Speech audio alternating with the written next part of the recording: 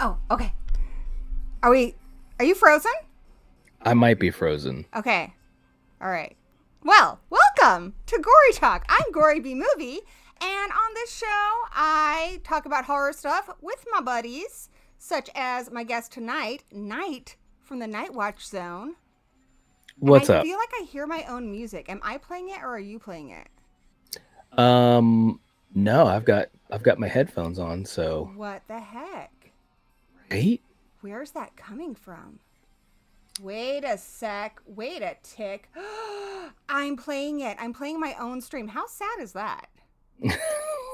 like not only do I ain't got no friends but you, but I gotta play my own stream. But it's all good. I can't see you. All right. I know. I've got my camera on. I could back out and come back in. Yeah, do it. Okay. All right.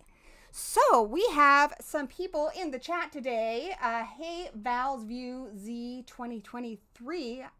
Wow, that's a lot, but I think I got through it. Julie Lynn, popping the popcorn. Haven't seen you in a long time. Dan and Horror. Lots of cool people here. So here's the thing. I have not streamed in a really long time. I started a book club, been doing that, still doing that.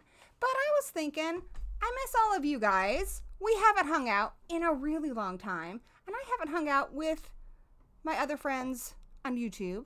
So we have this new show where we're just going to hang out. It doesn't have a lot of structure, okay? So who knows what's going to happen? Anything could happen. I can't see Night. It's kind of freaky.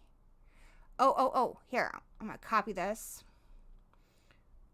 I think he's got a new code is what's going on. We got it? Woohoo! Woohoo, there we go. That was really loud. I am so sorry for anybody wearing headphones. Now we're cooking. Very enthusiastic woohoo. Not quite a yoo-hoo. But a woohoo. A woohoo. Yeah. Like a woohoo. There's a big difference. There is quite a big difference. One of them. There is levels of difference between the two. Trust me. I'm glad that you get it. Because not everyone get it. So, yeah, we have lots of people hanging out with us tonight. Yeah, baby. Hello to everybody. I was telling everybody about my new show, Gory Talk, with me, Gory B Movie, and my friends. So, yeah, there's not a lot of structure here. We're just going to hang out. But I haven't talked to you in a while. Yep. And I guess a big part of the wake-up call for me that I have not been talking to my friends as much as I would like to, and life is short, and we gotta spend as much time with the people we care about as possible. As we did just lose our friend Steven from Craven Something Scary. Yes. So I don't like that was what finally got me to get my butt in gear and be a better friend. I wish I would have done it sooner so that I could have him on the show. I think you're frozen again. Are you frozen? I can still hear you though. Okay. Yeah. Yeah, obviously, Steven's the best, and we all know it. And he definitely was the type of person that, at least for me as a friend, always made me like, I was like always learning stuff from him just by his example. You know what I'm saying? And so we're all learning lessons. And to be quite honest, like I told you when we caught up with each other, this is all good stuff. You know what I mean? And it's a way to bring the horror community together even closer than before, and to keep it strong. You know what I mean? And he would have wanted that. So this is totally, it's cool, and he's here with us. He is. Yeah, I wish I would have done it sooner, but Yeah, at least we're doing it. So that's right. gonna catch up with people I haven't talked to in a long time, and it's just a reminder. I mean, I think we all get kind of caught up in our lives, and we all think we don't have enough time or that everyone else is busy, but it's just good to make time. Yep. So Yep, I agree. I'm glad we're doing it. I Yeah, me too. And I think that for all of us, like you were saying to me backstage, a lot of things have been going on, moving places, new positions, new jobs, new this and that, and everybody can sometimes get bogged down by all of that. You know what I mean? Yeah. But it's good to also, like you said, get a chance to hang out, even if it's just for a little bit. And so I'm so glad that you decided to come back to live streaming, because like I've always said to you, I remember when we had this conversation, like, you're great at live streaming. You Thank know what you. I'm saying? Like, and it really touches a lot of people, and that's a special thing. So I'm glad that you decided to come back and do some live streaming. Yeah, when I first met Steven, that was one of the things that like I remember is he's like, I saw you on Night Stream and you were so fun. I just thought this girl's super cool. I need to have her on my show. And he's just like, you've got something special. So I don't know if, Yep. but I'm gonna trust him. Yep. But he was a good friend, and he was always that person who I feel like a lot of people think nice things about people, but they're not. They're afraid to say something because they don't want to be embarrassed or something. But he would, if he had a nice thought about you, he would share it. He would He build you would. up. He would let you know that you're important, not just to him, but to like other people. And Yes. yeah, Yeah. it's just something I think we all can learn from him. Yep. It's so true. He always, he and I, whenever we would have conversations on the phone or whatever, he would say, "I love you, bro." And obviously it can be the type of thing when people say it, it's a cordial thing. um but when we said it to each other, we really meant it, and it kind of opened my heart up even more, because I would have never thought by doing YouTube I would have made so many good friends. And I never would have thought that. you were a big part of that too, because I mean, I go through these periods where I just kind of fall off of things. But yeah, when I started watching your show, I was like, oh, this is really fun, and interacting with people and stuff. And I was like, well, you have your own channel, like you can do stuff. But you really encouraged me, like, hey, if it's something that you enjoy doing, you Yeah. should do it. Yep. So Yep. yeah, I just gotta Absolutely. remember that stuff. I also wore this shirt for our friend Y- today. From yes. Ghostface. Heck Uh, yeah. we still got Scream 7, which Stu better come back for that. Bro, I'm telling you right now, I already said it on the Lethal Collective. We just had um our Lethal Collective stream on Monday, which was, it was emotional, because it was the first one that we did. But Steven wanted us to keep doing it. He literally said that to us, and but we all said, if Stu is revealed to be back and alive, we're gonna all jump for joy. Even Fate decided. He was like, "Yeah, I Really? will." Even Yes, Fate? yep, yep. That's He's impressive. still he's still not on the Stu train, but Get you on that know, train. I Stu, know, right? Stu. Stu, baby. But he said, for the love of our brother, he's definitely gonna be happy, because that was a huge thing that Steven has shepherded for these last several years. And We had a court yeah, case. bro, do you? Remember that? It was like, how long was it? Like 6 hours long? It was long. Oh my God. I was just talking to a couple people, because people have started to kind of um revisit that. And for some people, it's first time watching it. And everybody is just talking about how amazing it was, how funny It it was was, so fun. how great you were, how great Jake and Eric, everybody who was involved with it. And I said, yeah, man, Steven really made it special. It was an event. We had meetings. talking We about put so stuff. much work into. I mean, he like organized so much, but it never felt like work. It was Right. fun. It was almost like camp or something. Yep. Yep. It was amazing, and I highly encourage folks to check it out. It was so much fun, and just a blast. We laughed so much too, man. It was great. I love that type of stuff. It's a great memory. It truly is. You're frozen again. I'm worried that this video ninja thing is not working out as well as I had hoped. Well, I can back out and come in again. Try it. Okay. I will do Sorry. that. I'm sorry. No, that's okay. Sorry for the technical difficulties, guys. I'm working on it. I'm using Video Ninja with my OBS, and I've never used it before. I think it is working as it is intended to, but you just never know with the technologies. So, let's see here. There is Night. We're going to bring him back in. So this is going to be like a weekly show. So hopefully I will get the technology running like a well-oiled machine. There you go. You're not frozen anymore. So what's up? Hey, I'm just happy to be moving around here. It's I'm great. happy you're moving around here. I bet you are. It's like a motion picture.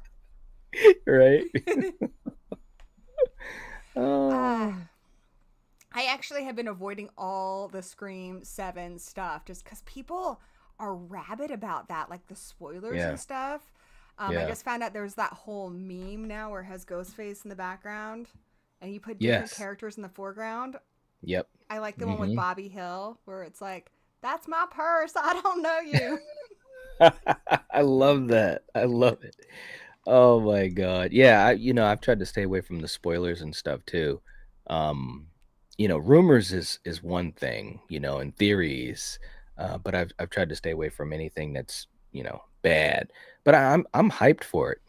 I'm I really am hyped too. for it. At first, I was a little nervous, but I mean, I feel like they are working hard to make it something that all fans, whether you're part of the original trilogy fan group or the what was it, the new Core 5, The Core 4. Core 4, that's it. Regardless Yes. of where you are, if you're into all of it, I think they're trying to Yeah. bring everyone together with it. Yeah, I think so too, and I think they've got a good shot. I'm really curious, to see what Kevin Williamson is gonna put together. Supposedly, the story is good. It put it this way: it's good enough that when he presented it to Nev Campbell, she was like, "Okay, I get it. This is why Sydney is in this movie." You know what I'm saying? Because there got to be a good reason for her to be in this film. And when he presented it to her, she was basically like, "Okay, now I get it. I get why you're making this movie." So that Yeah, was I'm very excited cool to about me. that. And then Kevin Williamson's directing it. And he's directed Yeah. before. He knows what Yep. he's doing. I don't know why it's taken so long. I think she said about time when she got Yeah. out. Mm-hmm. Hey, we got Zigma here, my little brother.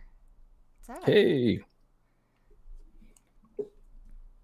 And channel member, which Stephen is also my longest channel member. I am going to remove him from that because I don't want, it to keep Yeah. obviously charging him. But yeah, he stayed a channel member even when I wasn't doing streams and stuff. And I was a member on his channel too for like since the beginning.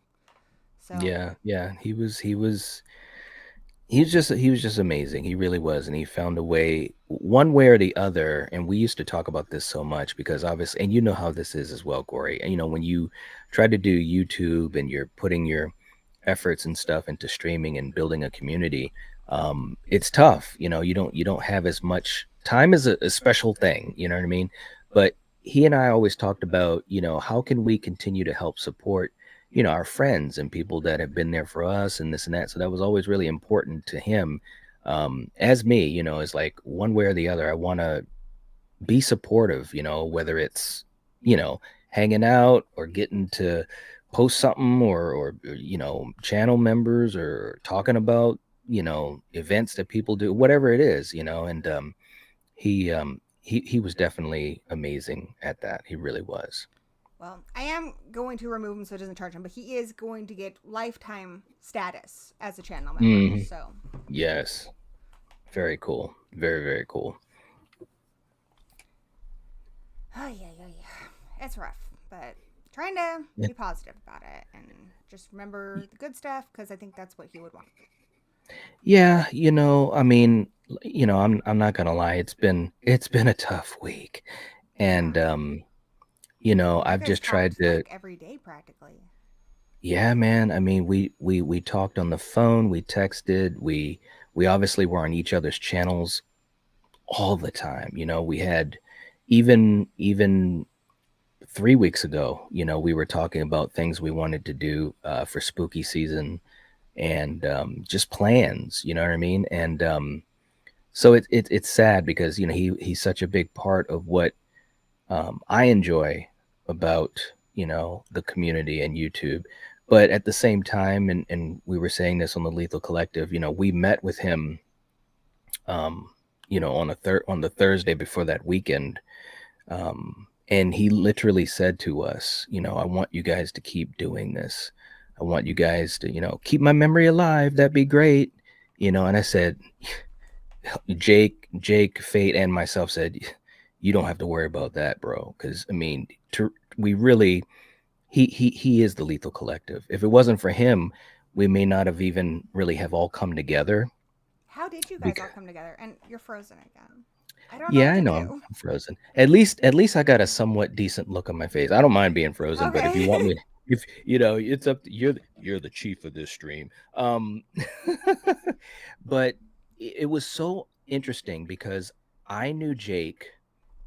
I was a fan of Killjoy Jake, for quite a while actually, even before I became a content creator. And every once in a while, when I started my own channel, I would, leave a comment or kind of say, "Bro, that was a really cool, video or this or that." And he'd always be so cool, like honestly, He genuinely is really cool. You, cool.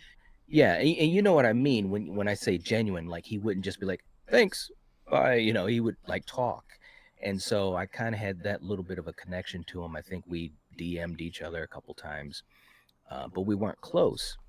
And Steven, he came into my live streams, and at that time he was a part of the Movie Bros. Well, he still Yeah, was, the Mad Movie Rose. yeah, the Movie Bros. Him and Michael had been lifelong friends since school days. um and he would come into our streams and just say cool things and be nice, be positive. And after a couple of times of that, I don't know how long, it might have been 2 months or whatever, it just started to stick more and more because what he would say, that's how Steven was. He just had that way about him. And for me, reading his comments and stuff in a live chat, it leapt off of the screen. And I was just like, Movie Bros. And I remember watching one of their videos, and they were absolutely perfect together because Michael is more of the quiet introvert who's like really like, he's really cool. And Steven is much more of the extrovert. So they were a perfect match. And I was like, man, I really dig these two dudes. They are awesome. And so I started watching them, and he'd talk to me and this and that. And so, anyways, long story short, he was doing a thing where he was talking about the Scream films, and he would invite guests on.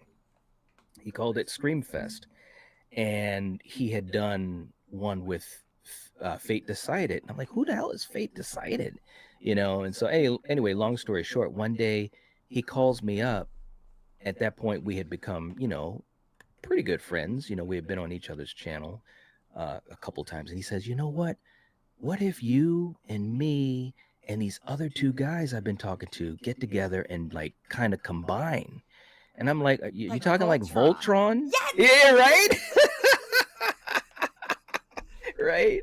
So he said, yeah, I think it would be really cool because these two guys, um, they have a certain charisma, you have a certain charisma, and I think we could mesh really well. And I'm like, oh, who are you talking about? And he said, well, Fate Decided and Killjoy Jake. I said, oh, I know who Killjoy Jake is. Who's Fate Decided? and and so we had this call, and I don't want to necessarily bring the mood of this story down, but I still remember the first time all four of us were on a virtual call. And of course I remember the last time. But the one thing that always remained the same is that we just had this thing. It's you know what it's like, when you're talking to someone and you feel a kinship to them, Well, that's like, when I first started hanging out with you and Craven, I was like, you guys are my Yeah, horror brothers. And we kind of right. adopted me as like little horror sister. But, Yeah, well, he yeah. would It's just call me some, little sis. You always just call me horror yeah, sis. yeah. Well, he was so funny. He'd always be like, I'm the old man here. I'm the older Yeah, he's brother, not that, and he's not that it's like, old. no, no, not at all. But yeah. It's So the we talked wisdom. It on makes this. you feel older. He had a lot of wisdom. So maybe yeah, you're right. That's what he was probably thinking. But we talked on this virtual thing for about at least an hour. We just kept yapping. And so at the end of it, we were like, yeah, I think this thing could work. Let's do it. And then of course there was the whole debacle of what do we call ourselves? And it's funny because I was talking to my moderators. We had this big joke about nobody knows what the original name of the Lethal Collective is, and it's always been a secret because it's one of those names. This is like, oh my god, you guys were gonna call yourselves that. And so anyways, What was that's the how it original started. name? I can't tell you, Come Gory. Come on. on, Come man. Come on. on. Come on. I Look, have a Facebook group called The Gory Hole. yeah, You well, can tell me. well, I'll tell you what we've always told people, and no one has guessed it yet. It's so funny. This is the clue. The original name is right in front of everyone whenever we would stream. That's all I can say. I've been sworn to secrecy other than that. It's going to bug You, me so yeah, much. I know. I know a Is it lot of like a people say that. combination of your names? I look, that's all I can say is it's right there. It's right there. And Val's in the chat saying we will figure it out. Okay, I need you guys because my brain is in multiple places right now running a stream. I need y'all in the chat to start like pulling up spreadsheets. Start looking at the streams. I need people working on this. Okay. Yeah, right. We're gonna Yeah. figure this out. We've got some of the greatest minds here in the chat tonight, so Yeah. I And trust you guys. a credit to Steven, not to keep going on it, because I know my moderators are really trying to figure this out. But when the name was brought up, okay, me and Jake were like, all right, I like, it's kind of, and Steven, the look on his face was like, no, wait a minute, guys. I don't know about that. He's like, I Okay, got so is people. it inappropriate? Look, I'm just telling you a story. I gave you the clue. But the funniest part was Steven. The reason I'm telling this part of it is because Steven was always the best with people, because even though he didn't want to use the name, he told Fate, he said, well, maybe we can put it on a t-shirt or, or something like that. And it was just great. It was just great. I'm gonna figure it out, but I can't right now. That's right.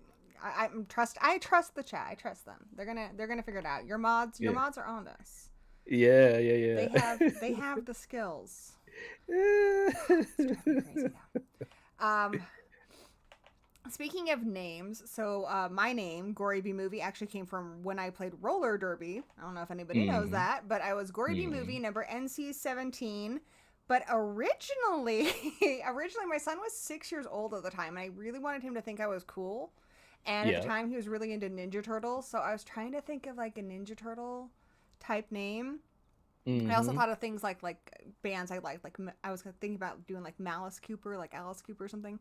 But I was gonna do like Prima Donatello Ninja Turtle thing, and then I told my son, I was like, "What do you think? Because you like turtles." And he's like, "Mama, they're gonna eat you alive. You are way too nice. Like you need to do like scary and like blood so they don't hurt you." And I'm like, "Okay, like what you got for me?" And I think his was like Killer Mommy, but me and Danny, we worked on it, and yeah. So, and I'm still gory now. I just, it's like, yeah. But that's where it came from. I love it. It's a great story. And It is. roller derby is just like the horror community. Like I retired, I can't remember. It's been like 8 years. But I still, one of my derby sisters lives a block away. We go for walks frequently during the week. We still skate together. A lot of my friends do from the team. Like we are all in touch. We have like get-togethers and parties and stuff where, Nice. we just rekindle. That is awesome. I So love it's that. really cool. Yeah. I mean, it's good to have that type of connection with people, and Mm-hmm. like you said, just like with the horror community or like our, friends on YouTube and so forth. It's pretty damn cool, man, when you have people that share a passion and they become close to you and they're integrated into your lives in some way, shape, or form. And it's just awesome. It's like I would have never had the opportunity to meet, you and people like Steven and so many others, our moderators and people that come to our live streams and stuff like that. It would have never ever happened. And so I think to myself, as bad as this might sound, in some ways I was thankful for the pandemic, or at least what it That's what made got you me do. started, and I know it's right. I know that's what got Yeah. Steven started. Yeah. Yeah. I had extra time on my hands, and we had lockdown. I was still working, but basically that's all I did is I would go to work and I would come home in the morning and I was basically in the house. And so I was trying to think of doing something, and I was watching YouTube. And me and my brother, we always have talked movies since we were little Killian, kids. right? Yes. Yeah. I mean, we would just sit there and just talk movies, movies, movies. We'd rank them. We'd get nerdy about them. We'd, all this stuff. And so I said to him, I said, man, because at the time he had a friend that kind of dipped his toe into podcasting and stuff like that. And so I talked to him. I said, man, I'm thinking about maybe doing a YouTube channel. I said, how difficult is it? He says, well, I don't know, man. I just kind of hung around my buddy who kind of did a few things on his podcast. I don't really know. And I was like, yeah. I said, well, I think I'm going to investigate it because I got so much time on my hands. He said, oh, that'd Of be course, you would that'd be a say cool. investigate. Yeah, yeah, yeah, yeah, yeah. Well, he was like, well, that sounds like a good idea, man. I hope you do well with it. And I'm like, Yeah, I'm you know like, you're going to be on it too. yeah. I was like, bro, don't you want to be on it too? He was like, oh yeah, yeah, yeah, yeah, yeah. I'll jump on. And I'm like, okay. And but his work schedule, he worked at a hospital. He still does, but his work That's schedule was rough. That's so a tough difficult. schedule. Yeah. So I kind of looked into it, and then long story short, I just jumped into it, and it was horrible at first. I didn't know what I was doing. I don't think anyone does Um, it first. yeah, I guess I so. still I don't mean, know not what I'm doing. yeah. Sometimes I don't either. Sometimes I'm like, I'm such a knucklehead at this, you know. But the one thing I did know is that I had a love for movies, and I had a passion for it, and I had something to say. And so, we just kind of started doing it. I roped Coriander into it. I said, it'd be cool if it's That's three of what us. happens. If you know Yeah. somebody who has a YouTube channel, eventually you're going to be on that channel.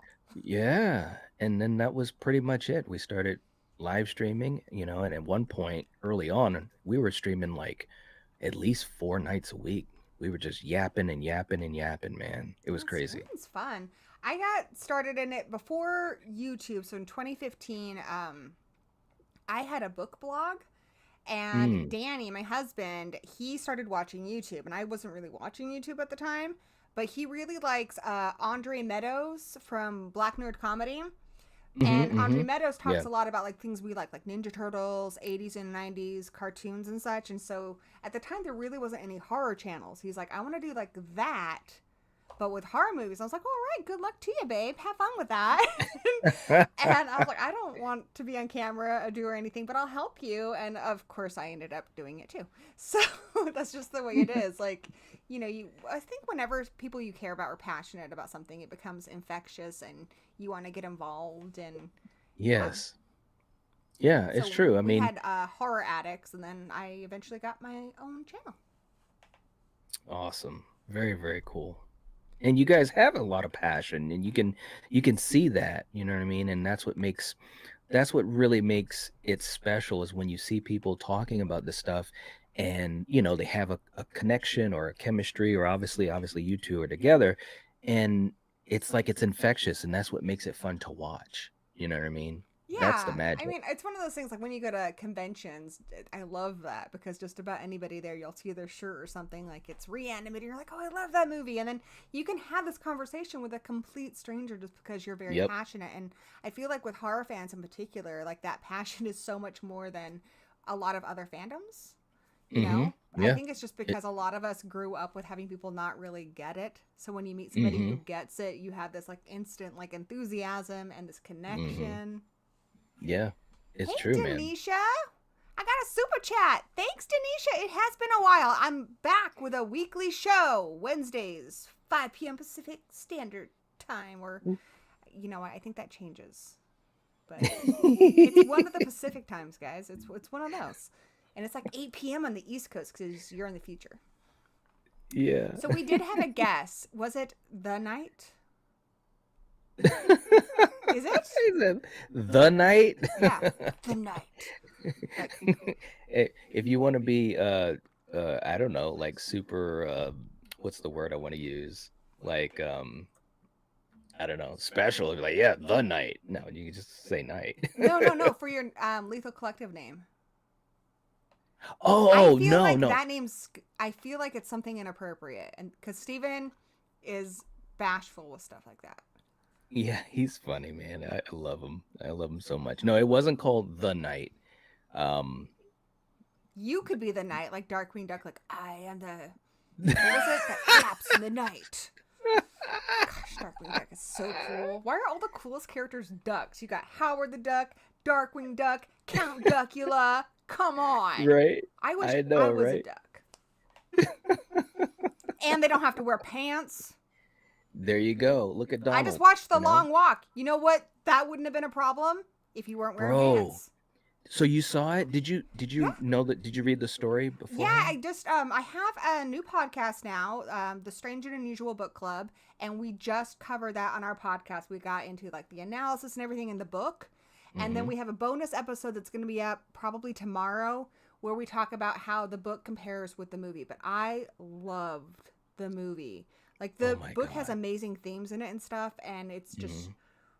really fun to analyze and to dig into. But I will be honest, the kids are not likable at all. They're pretty awful. And Mm-hmm. in the movie, I think what made the biggest difference for me and got me really connected is these boys. Like, you just love these boys and this brotherhood they have. And you realize only one of them's going to make it, and it breaks your heart. Whereas in the book, Mm-hmm. I'm just like, y'all suck. So, Yeah. Yeah. Yep. I mean, we saw we saw the movie I think it was opening weekend. We went to go me and Coriander went to go see it. I had never read the book, but this was one of the early movies that my brother brought up on our live streams, and he would say, "Man, you got to read it. You got to read it. If they ever do a movie, that'd be so cool." And Coriander knew the story too, so I was the odd man out. So we went to go see the movie. I had no clue, what to expect as far as the plot points, throughout the movie. I am so serious. Me and Jake talked about this a couple weeks ago on his channel and my channel. Um, I legit cried.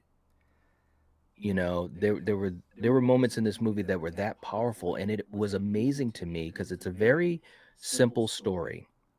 You know, you got these participants that are on this walk, and they got to do it, and there's consequences if they don't. So you're basically going from point A to point wherever it ends that's the up. thing. Who's There's no end.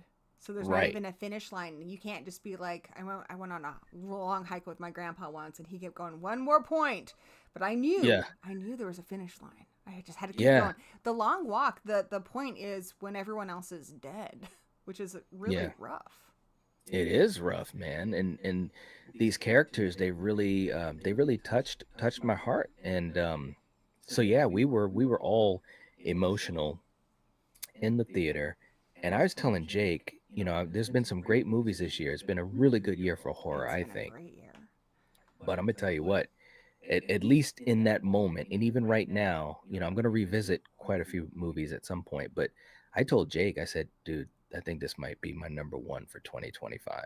Like it was that good to me. He's like, yeah, it totally blew up my top 5 as well. Me too. And I was like, Me too. yeah, it was amazing. That And and Companion are my like top two. oh my God, I love So Companion. good.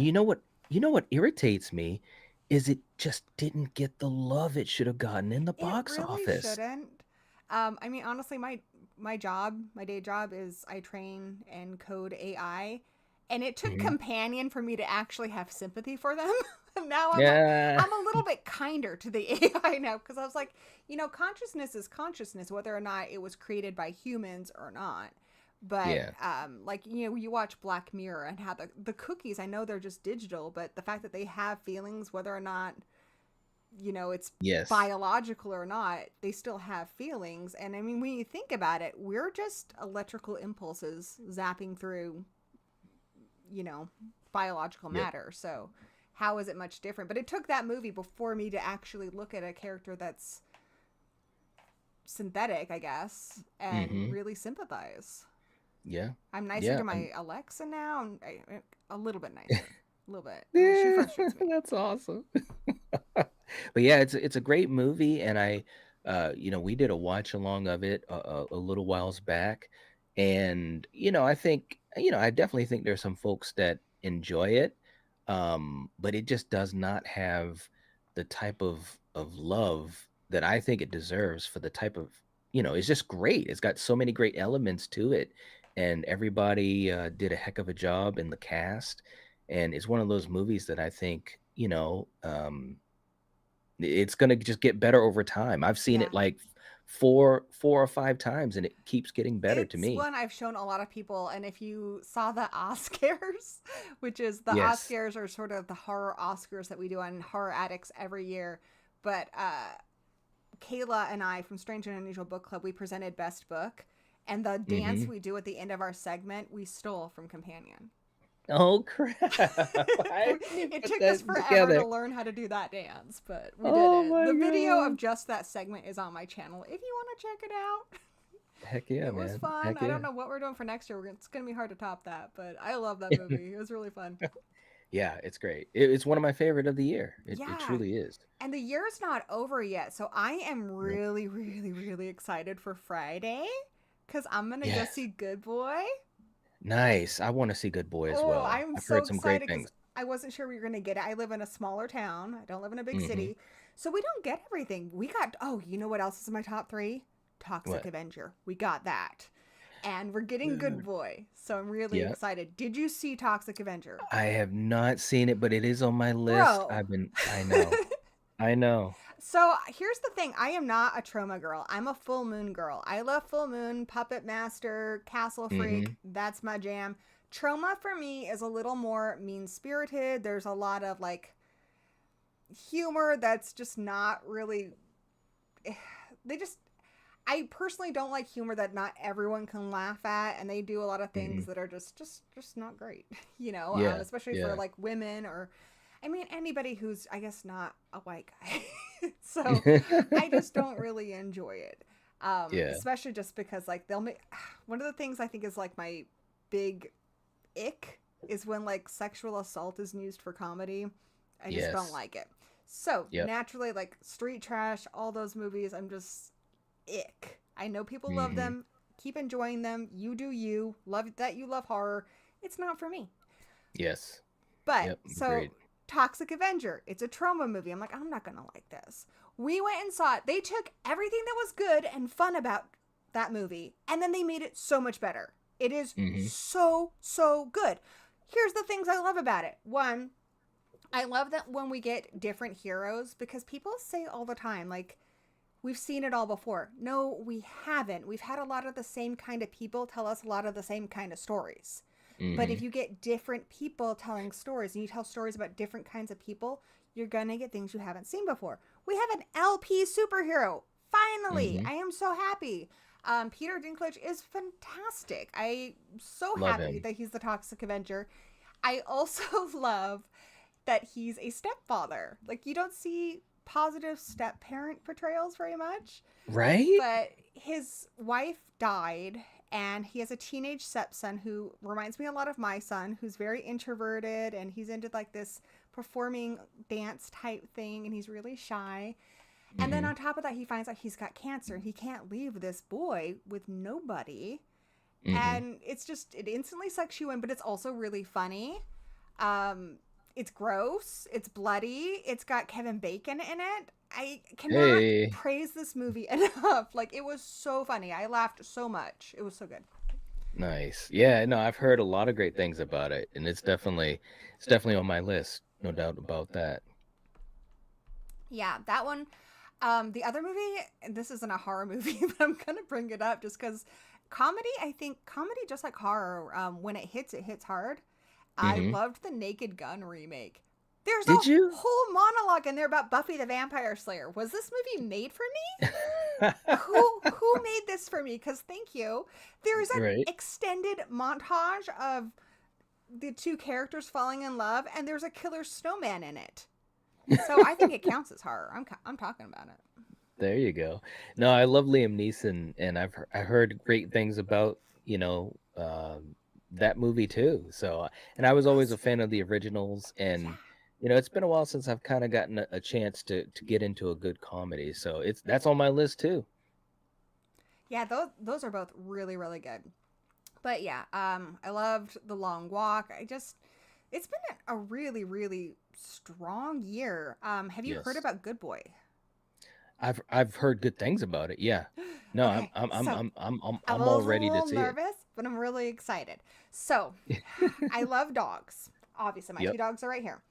Um, but the hard thing with animals being in movies is you look at it and you're like, okay, that's not how you treat that animal. You know that even Hmm. if they didn't kill the animal, especially I see this with like tarantulas and stuff a lot. As a tarantula mom, I Hmm. get a little annoyed when I see like a tarantula hanging from a web, especially in a lot of the old 50s movies. They don't do that. So Yep. it's cruel. And with dogs, when they make that horrible like ear noise, I'm just like, oof, they had to actually Hmm. scare that dog. No. So I'm very happy because the director has done all these videos with Indy, the dog who's in this movie. A Yep. little background. The movie is about kind of like a haunted house type thing from the dog's Hmm. point of view. Something horrible is happening in this house, is happening to the dog's owner, and it's all from the dog's point of view. But he said the dog had no idea it was in a movie. It's really clever. And they would take like noises it made when they were playing fetch and alter those to get like the scared noises and to Hmm. get the dog to look concerned or confused because he's so smart. They would say things to him that he understood, and then they would throw in a Mm. weird word like mouse pad, and the dog would do that. Huh? So it's just like, oh, that's so clever. So I'm excited about it from like a nerdy filmmaking point of view, but I'm also excited about it because I love dogs. So Yeah. No, no, I think definitely it's a great premise, and I'm all for these films that have been coming out lately that are trying to do some fresh things. You know what I'm saying? It and which is so hard to do. I mean, movies have been around forever, and especially when you talk about horror films, I mean, we truly have kind of seen, so much, but there are different ways to present stories that we might be somewhat familiar with. A haunting in a house, we've seen it, hundreds and thousands of times, but now we're getting it from the perspective of a dog. I and mean, that's great. I'm happy seeing anybody get ripped to shreds in a horror movie, but not the dog. So Yes. already I'm invested. And I Yep, think a lot that's of people true. are that way. Like, they may not care about your human character, but you put a dog in there. Yep. Paranormal Activity was so smart with the baby and the dog. I'm like, oh, you Mm, guys know what you're doing. But I yep. mean, it's Yep. kind of like I was saying before though. Like, we do get a lot of the same things over and over again, but I feel like the way out of that is like more female writers, more female directors. Give us trans Hmm. directors, give us trans writers, give us, like Hmm. people were freaking out when Jordan Peele came out with Get Out. They're like, it's so Yep. original. And I was like, I'm sure this is a story that we could have gotten a while ago if you had actually had a black filmmaker allowed to tell stories with a budget. Hmm. Yeah. So Yeah. Absolutely. give We people have a to have budget to those. tell good stories. Yeah, we have to have that ability for creative people uh, to create, no matter, what their background is. And so we have to be open to that because, like you said, there's so many types of stories that we haven't even seen, you know what I mean? Because there's different perspectives that haven't had the opportunity to tell those types of stories. And so it's exciting, in today's horror landscape, or even in just film in general, that we're starting to see that, Yeah. Yeah. and it's really cool, man. I mean, because again, obviously, horror fans like us, we know. I mean, we can go back to our earliest horror films, and if we're big fans of whether it's the 90s or the 80s or before that, Universal Monsters, whatever, it's like, these are all fantastic. They're always going to be fantastic. But now we're at a point where a horror movie can give you so many complex things because filmmakers have learned, from the greats of yesterday. You know what I'm saying? They watched Hitchcock, they watched Carpenter, they watched Wes Craven. They've learned from them, they've built their craft, and now they can also have performers and actors who have, built up their own craft. So it's like, let's go, man. Let's go. I always say this to me, being a big fan of the 80s and the 90s, we got to a point where, especially after the Scream craze kind of went through, different aspects, we had things like Final Destination and, Saw and stuff like that. But to me, once James Wan came on board, with Insidious and then with The Conjuring, I was just like, well, this is something I've seen before, but it's like a little bit different. It's a little bit more modernized. And what was great about those types of movies is we started having these actors that were great character actors that you had seen in a lot of different other projects. And so now I'm caring about these characters because of the actor's ability. And it was cool. Yeah. And I'm the type of guy that can watch, all the Friday the 13th movies in a row and have a Yes. blast doing it. Yes. you know but admittedly, those movies aren't the best acted films of all time. You know what I mean? But But horror's now getting more respect now. We're getting bigger budgets, so that's directors, right. writers are able to have a bigger, more tools, bigger playing field, and Yep. you're able to get actors who have sometimes a bigger range. Really quick, Yep. I do want to say thank you to my buddy Adam Fairpoint Station in the chat for the super chat. Really good to see you, Adam. I know you've been having a really hard time, so I'm really happy that you're here. Thank you. Thank you. Thank you. Adam's dad just passed away, so Oh, I'm so sorry. My condolences. that's rough. But I'm really glad Yeah. you're here, buddy. Yep.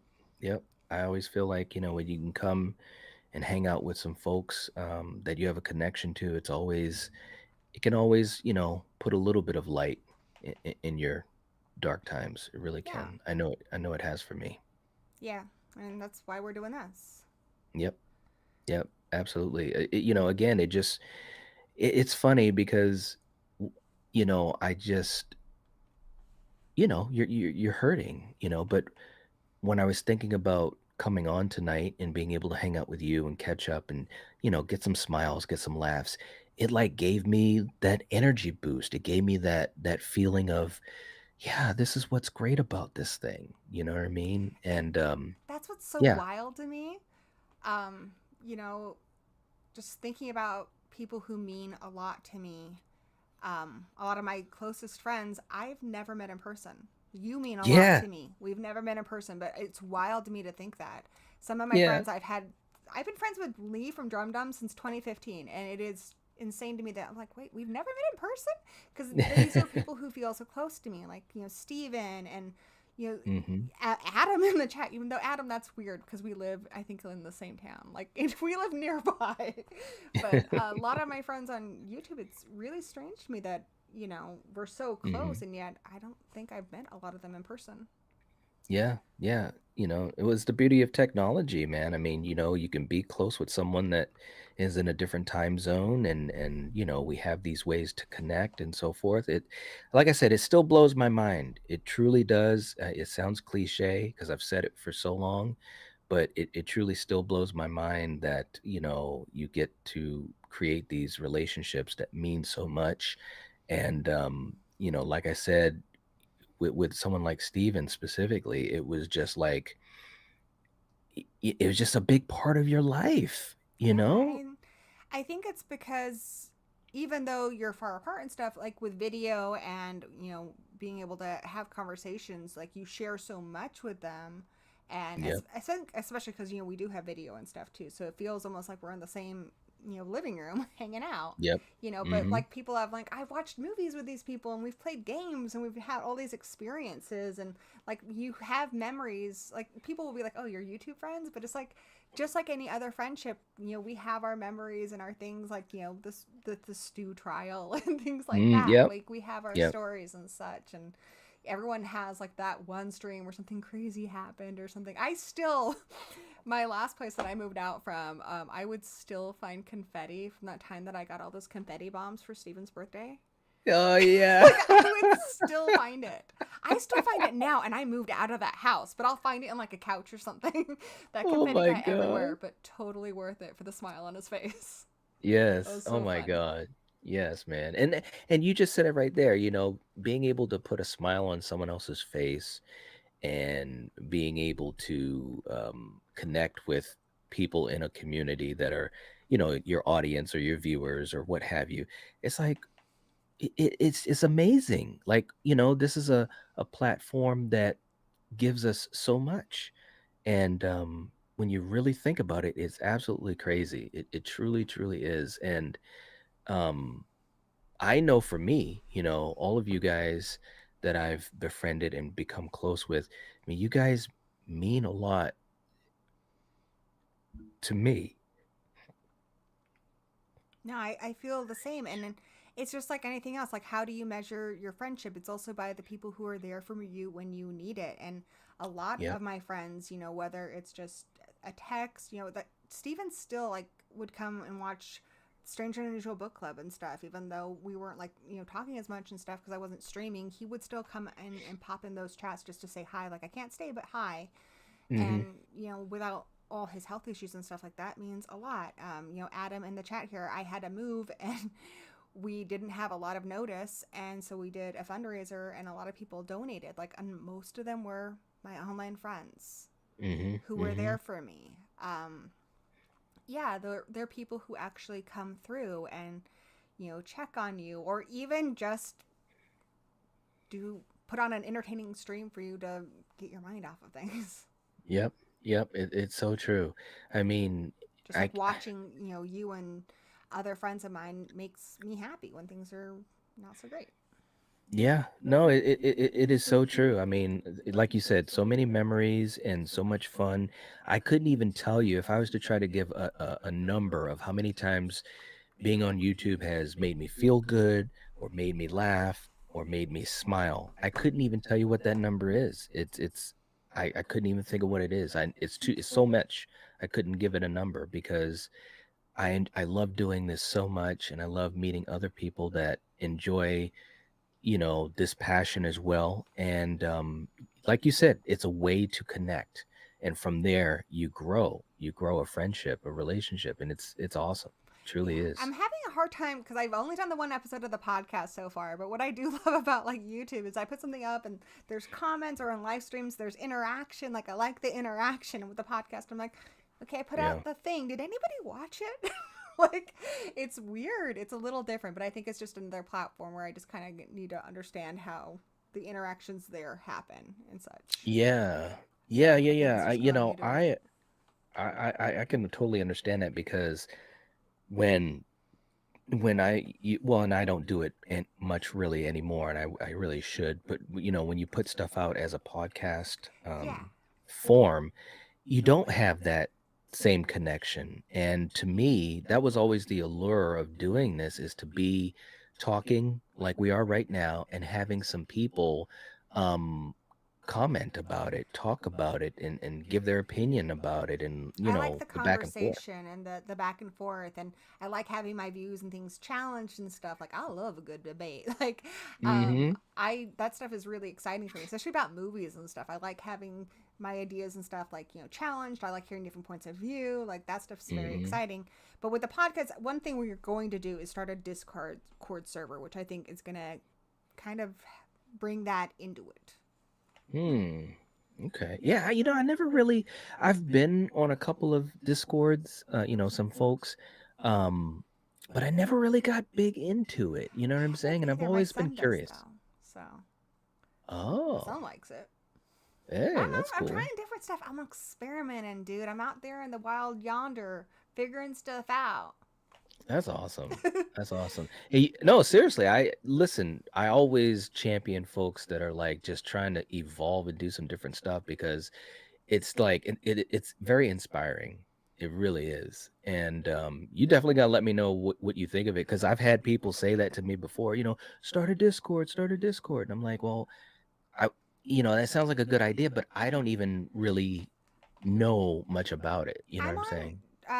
My friend Jack, Count Jacula, has one, and that one's really fun. And we interact a lot on there, and everybody shares images and fan art and stories, and it's Mm. actually really fun. I've also done watch parties with Discord. Ooh. It's pretty reliable as far as like the mic setup and stuff, as opposed to things like Cast. I do have my Mm. own Discord. I'm just really bad at like staying on top of things, but so it's not been super active as like some of the other Discords I'm on. But yeah, I think Mm. Discord's really good. Dr. Wolfie also has a Discord, and when he does his watch Ooh. parties, it's where everyone talks. So yeah, I think it's pretty cool. I mean, it's free. Yeah. He's so funny. Oh my I God. I love love him. him. Sid is awesome. Yeah, he is awesome. Sid and Dr. Wolfie, because they're different people. Oh But I yeah, yeah, love yeah, all yeah, the yeah. different personalities and stuff on YouTube. Like, there's so many people, and you would think people being on YouTube, they'd all be pretty extroverted. But I know lots of very introverted people who it's just cool that they're putting themselves out there and Hmm. creating things. So Yeah, Dr. no, it's Wolfie, though, is true. very introverted, but Yeah, he makes such cool stuff. he does. So much creativity and imagination too. Something I else love you were talking about earlier, we were talking about how, getting different stories and such, by having different people tell the stories. I it. think Hmm. part of that, I was just kind of thinking about that, looping back. I think part of that is because different people with their different experiences have different fears. Like, Yes. if you look at Stephen King books now as opposed to when he was young. So, when he was young, it's fears of like being afraid for your children. He Hmm. was a teacher being afraid of or for the students, and now it's a lot of stuff like the things that you're afraid of in your 70s, like the end of your life and stuff like revival. And again, like people who just from different parts of the world or different walks of life, like you can empathize with people. But and I think there are some wonderful like female characters and stuff who've been made by tons of men, but I do think there Mm. is a little something different and a little something that feels a little more intimate when I see things that were written by other women. I'm like, they get it in a Mm. way that I just don't know if like men can, because they haven't Right. lived it. Like, I watched Ugly Stepsister, which is a brutal, you know, about the pressures women have on them to look a certain way and how they're valued for Hmm. their appearance and stuff. And it's one of those stories where I'm like, yeah, a woman had to have lived that in order to tell Yeah. that story. And so Yeah. again, like Jordan Peele with Get Out, like I can watch that and I can empathize, but like I couldn't have told that story. I haven't had those experiences. And so Right. when we have different people, like I'm really excited. Mark Duplass, so that's the guy Yes. who does Creep, right? Yes. Love him. Love Love him. him. He's coming to HorrorCon. I'm really excited. He just started, and he's getting a lot of like hate from people, but I'm really glad that he's brave and he did it. He just started a big fund for trans filmmakers, which that's Hmm. something we're really lacking. Hmm. we Yeah. we need those stories, and they're going to be very different because we haven't had those experiences, like their fears and Yep. stuff. And I think it's exciting, and I want to see those stories.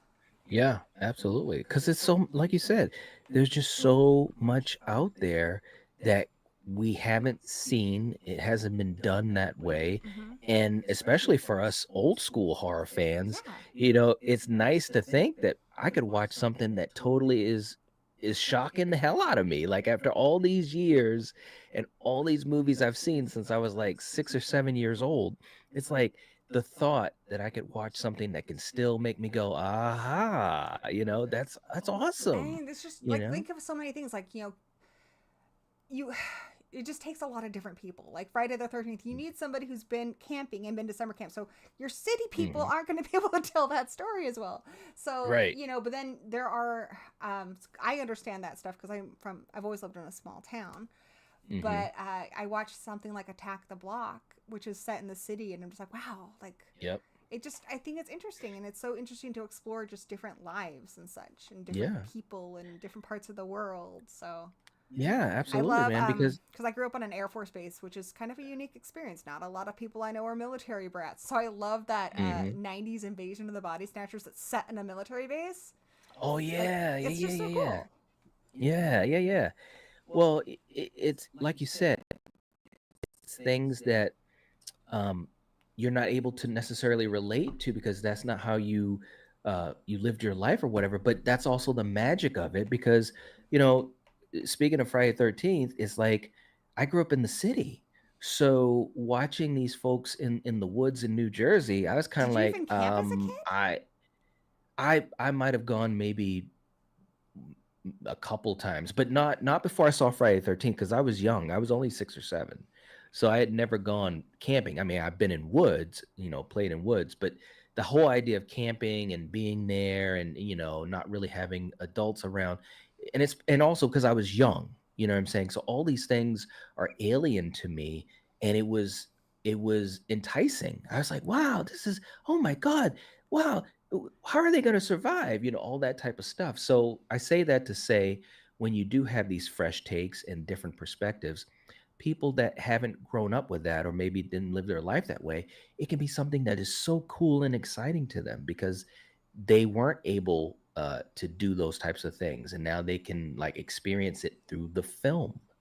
I You think what's know. also really, I think what makes horror just such a powerful genre too is fear is a very unifying emotion. So maybe I have Hmm. an experience what Jordan Peele has when he creates like Get Out, and maybe you have an experience like summer camp. I've never been to a summer camp. I've been camping, but I don't know that.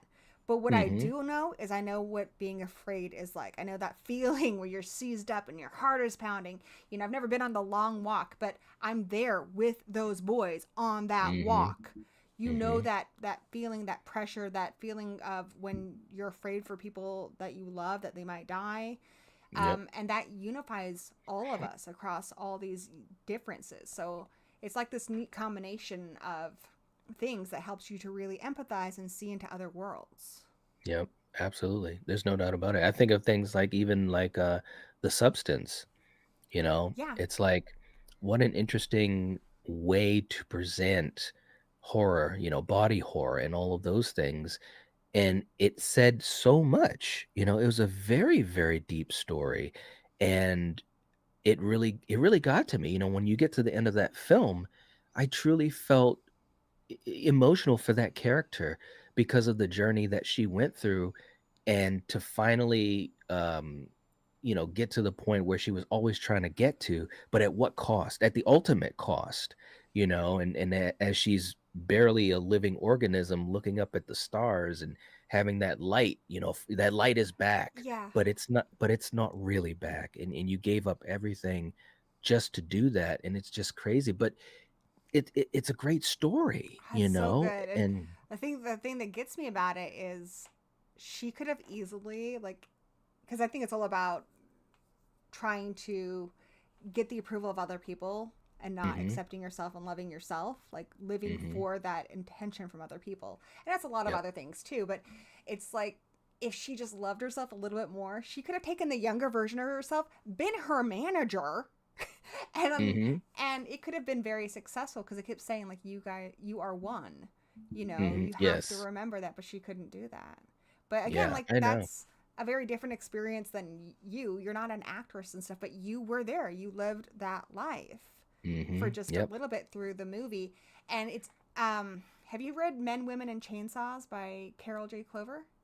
No, but I've heard of it, and So I kinda that know she about it. is the person who coined the term final girl in this book. It's just one Yes. chapter of the book.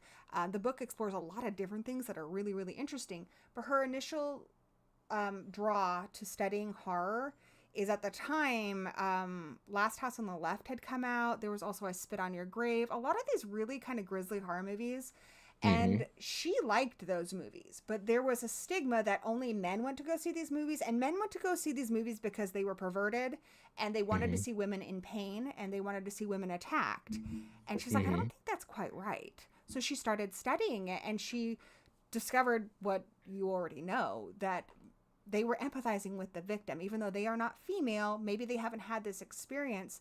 They're empathizing with the victim, not with the attackers. They're not watching this movie because they Hmm. want to assault girls or live this experience vicariously. They're empathizing with the victim in this, and the experience of the movie is you want to see her get that revenge in those Yes. particular movies. Like, same thing with the movie Revenge. But yeah, Hmm. she understood that how horror movies create this empathy in people, and I think even Eli Roth said in response to this criticism that horror fans are, I guess, kind of deranged. Hmm. Yeah. He said because they are comfortable with experiencing that fear and empathizing with different kinds of people, that they're less likely to be violent. Mm. Yeah, I definitely can agree with that. I mean, and you touched upon it earlier too. You know, when you talked about you can strike up a conversation with someone at a horror convention, and there's a moment where you connect with them on a level that you may not with even some of your best friends. You know, depending on what they're into, as far as if they have a passion for horror movies. And I've found that there's so many kind people in the horror community or horror I've heard fans. that from celebrities and stuff at conventions too, that the horror fans Yes. are the nicest, the most supportive. Yep. Yep. They love It's every little like horror thing you've done, no matter how small it was, how niche, hmm that they support Yep. it. It's so true, man. I mean, I've been lucky. We've gone to a couple within the last several years, and I heard that same thing. From Bill Moseley, Kane He's so Hodder, cool. Linda Blair. Linda Blair was saying She's that gonna was be at our last. HorrorCon too. Yeah. Oh, cool. We got a chance to meet her. I kid you not. I've got a picture I had posted. I'll have to send it to you. Um, I saw the picture Corey. with you and Corian and the doll. Yeah. Yeah, I Yes. saw that. Oh my God. I was inside. I was It's so hard not to dying. just like ah I when you meet these people know. that you've grown up watching like 1,000 times. Yeah, and the ones, and most of them are very cool about it. Yeah, You can tell that they're looking at you and they're like, I get it. I get it.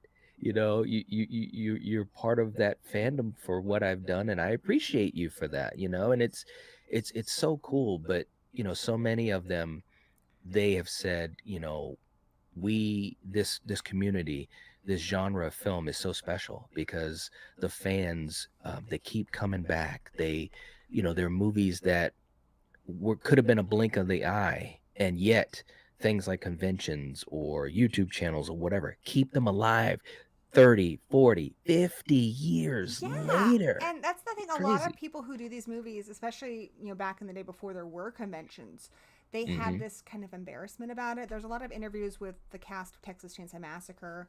The girl Hmm. who played Pam, she's like, they did that low shot of my butt. She was so embarrassed. Her family was embarrassed of her. And then when she Hmm. started getting asked to do conventions and stuff, she's like, no, I don't really want people like just making fun of me. But then she realized, no, they actually really love this, like not in an Hmm. ironic way. Another example is the guy from Silent Night, Deadly Night 2, Garbage Day. Yeah. And Yeah, yes, love we them. all laugh at it, but we love it. I Yes. still think that umbrella kill is one of the best kills ever. Yeah, that is It's a great. fun movie. I watch the movie all the time. And so he didn't do conventions for a long time. And then he realized, no, people actually enjoy what he made Hmm. unironically. Like they're having fun with him, not at him. Yeah, yeah, yeah. I mean, it's a craft, and I'm so glad that horror conventions are as popular as they are now, because it gives a lot of these actors, and of course, I'm talking more about the older actors because, like you said, they didn't have this type of thing back then.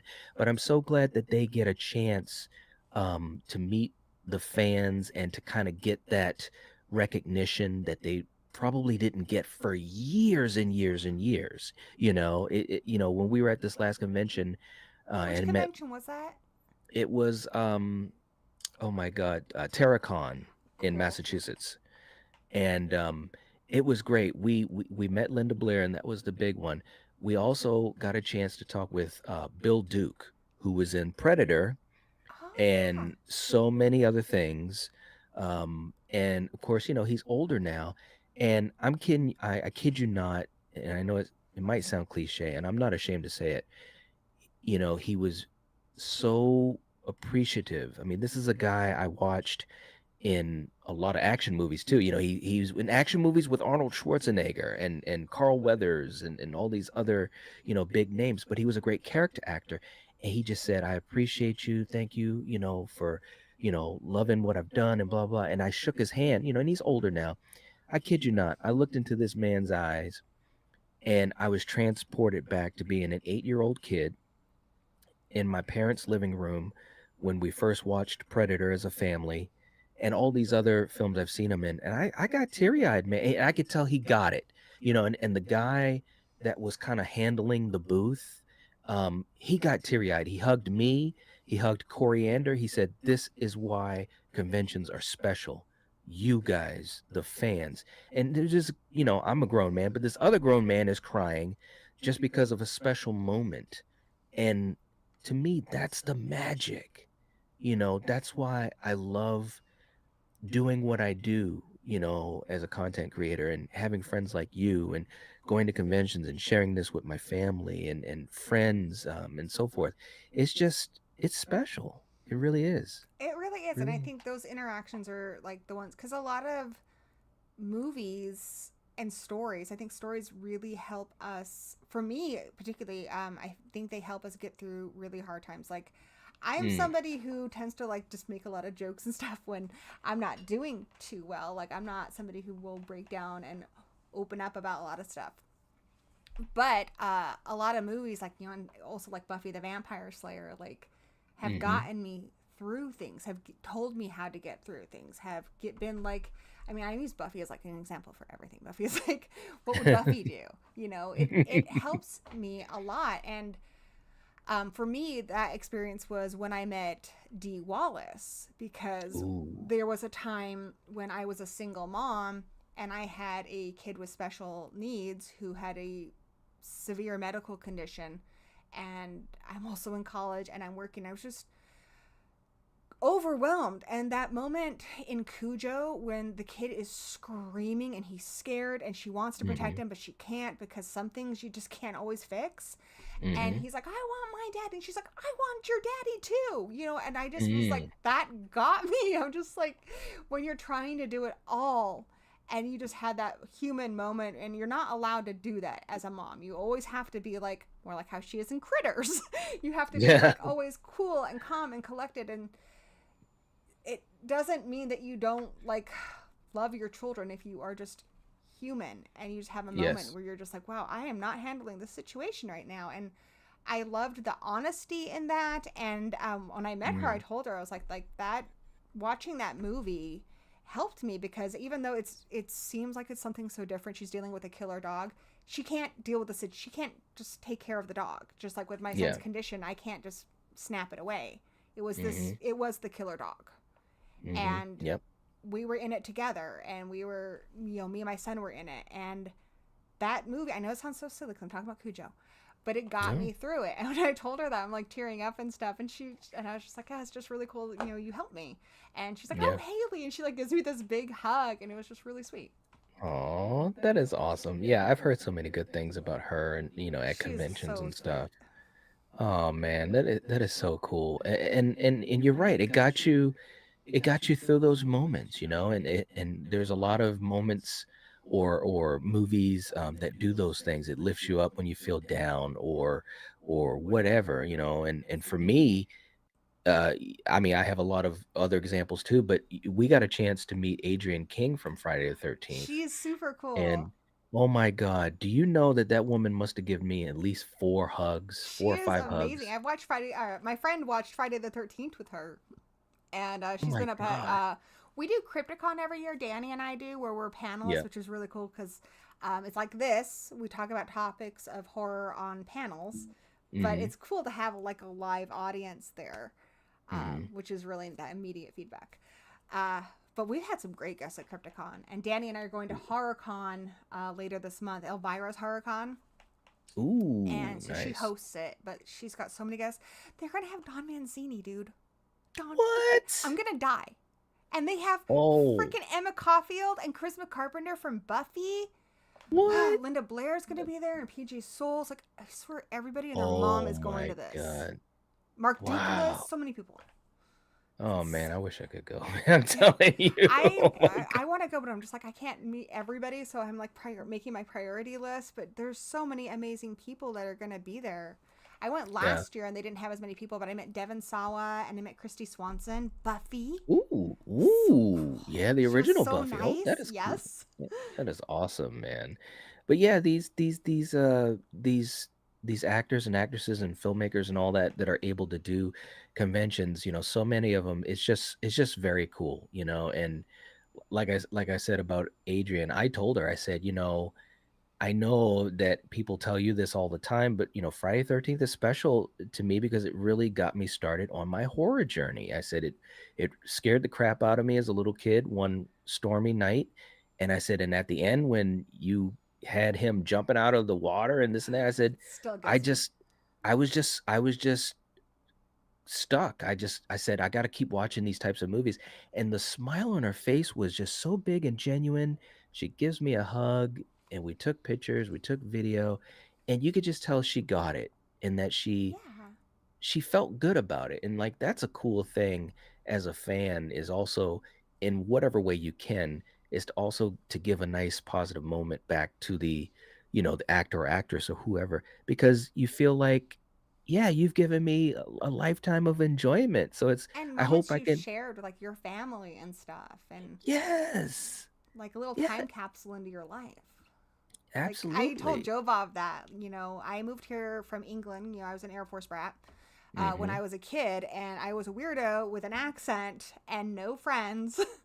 And I liked scary movies and stuff, but I got bullied pretty. There was a kid who would throw rocks at me at my school.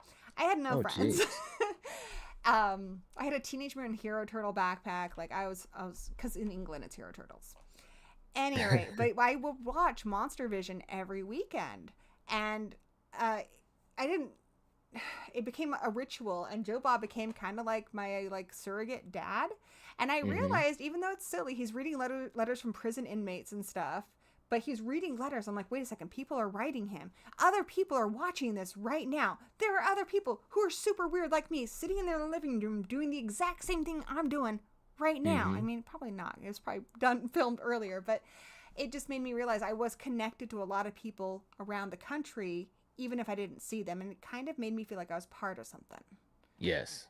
Yep. Yep, absolutely. You just feel like I said, you just have a connection with other people that get it. Yeah, They have similar stories or stories that really speak to your heart. Because you're like, yeah, yeah. When I was a kid, I used to watch this movie all the time with my friend or whoever, and it's like you also feel like I don't want to say you feel normal now, but it's funny accepted. because I was yes, accepted, that's the word. You do, you feel accepted because 'cause you're like, for me, I say it to Coriander all the time, we just went to the theater to, um, see Strangers Chapter 2, How was that? and before well, I'm gonna s we me and Jake were talking about the other night, it was better than Chapter 1 for That's sure. good. Yeah, and as it should be because I thought Chapter 1 they should have done more creative things and not Yeah. just a rehash of the original and Pray at Night, but that's a whole nother story. But this one had some good stuff in it. I don't. It wasn't great, but I did. I do like Madeline Pesh in the role, and she went through the ringer, bro. Like it put it this way, it was a lot going on. It was a lot going on, and I'm glad that it was better.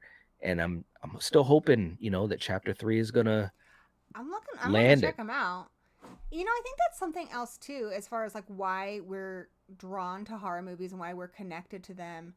Um, is I feel like horror has a lot of, like, for instance, for me, when I was a little kid, I loved Halloween 4. Why? Because it had a little girl protagonist fighting monsters. You don't get to Mhm. see that in a lot of stuff, or Monster Squad. But in horror, you've got, like, kid protagonists. You've got a lot of final girls, which is awesome when you're, female and growing up and stuff. And also Mhm. just a lot of outsider type characters. There's a lot of protagonists in horror movies that are kind of the misfits or the weirdos. And Yep. I think, yeah, we connect to these characters more so than we do maybe Arnold Schwarzenegger or Sylvester Stallone, who's just like I mean, they're so all powerful and stuff, and Right. they're awe-inspiring, but they're not characters that you really, I think, relate to. And if you do, like, more Right. power to you, because you're probably a badass. Right. But no, you're right. I mean, these are things that like you said, like with Halloween 4. I love that movie. So I've always loved that movie. I still love that movie.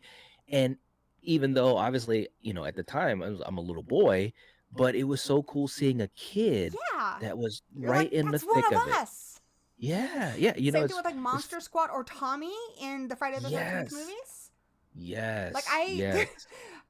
that part where he is in his room and he can see them, like, skinny dipping, and he does that whole, like, goes under the blanket and he, like, keeps his little legs because he's embarrassed, but he's also kind of excited. Like, kids get that, dude. We Yeah. understand. It's so His true, man. It's monster like mask and stuff. I was just like, dude, I get this kid. yeah, it's so true, man. It's like, it's really it's something that again you relate to. And it's funny when I met Danielle Harris, who she's also just awesome. I told her, I said, you know what? I said, I know you've heard this 1,000 times, but you've got your own podcast. You know what I'm about to say is that I'm just so glad that I got a chance to see you on Halloween 4 when I was a kid because it just spoke to me, and the smile on her face was just it was so great. And she was like, oh, thank you so much, blah blah blah. And it's just cool. Like I said, horror gives you the opportunity to see so many different um things, so many different types of people and these scenarios. And ultimately, at least most of them, you've got this final person, usually a final girl, who's able to triumph over amazing odds. And it's like, wow, that's great. How did Yeah. how did she do And that, or there's, how did like, they do it? Buffy is, like, what, 5'4"? She's tiny. Yeah, right. Danielle Harris is tiny. A lot of these people, it would Yes. be people who are like, well, you're just a girl, you're just a kid, you're just a something, you're just Mm-hmm. something, where you are told you are not going to be able to get through this thing, or you're not strong enough, or you're not smart enough. And then you watch, like, Laurie Strode, who, yeah, she's just a babysitter or just a girl, but she is observant, and that's what gets her through it. That's what Mm-hmm. gets her able to survive the night. Or Yep. even look at little, like, Andy in Child's Play, like, or in Child's Play too. He's a kid in foster care. He has the odds Yes. stacked against him, but he's still brave enough to go against this demonic doll. Yep. And it makes Yep. you, especially if you're a kid watching that, go, okay, if he can deal with this demonic doll, I can deal with the jerk kid who's throwing rocks at me at school. Like, I can deal with it.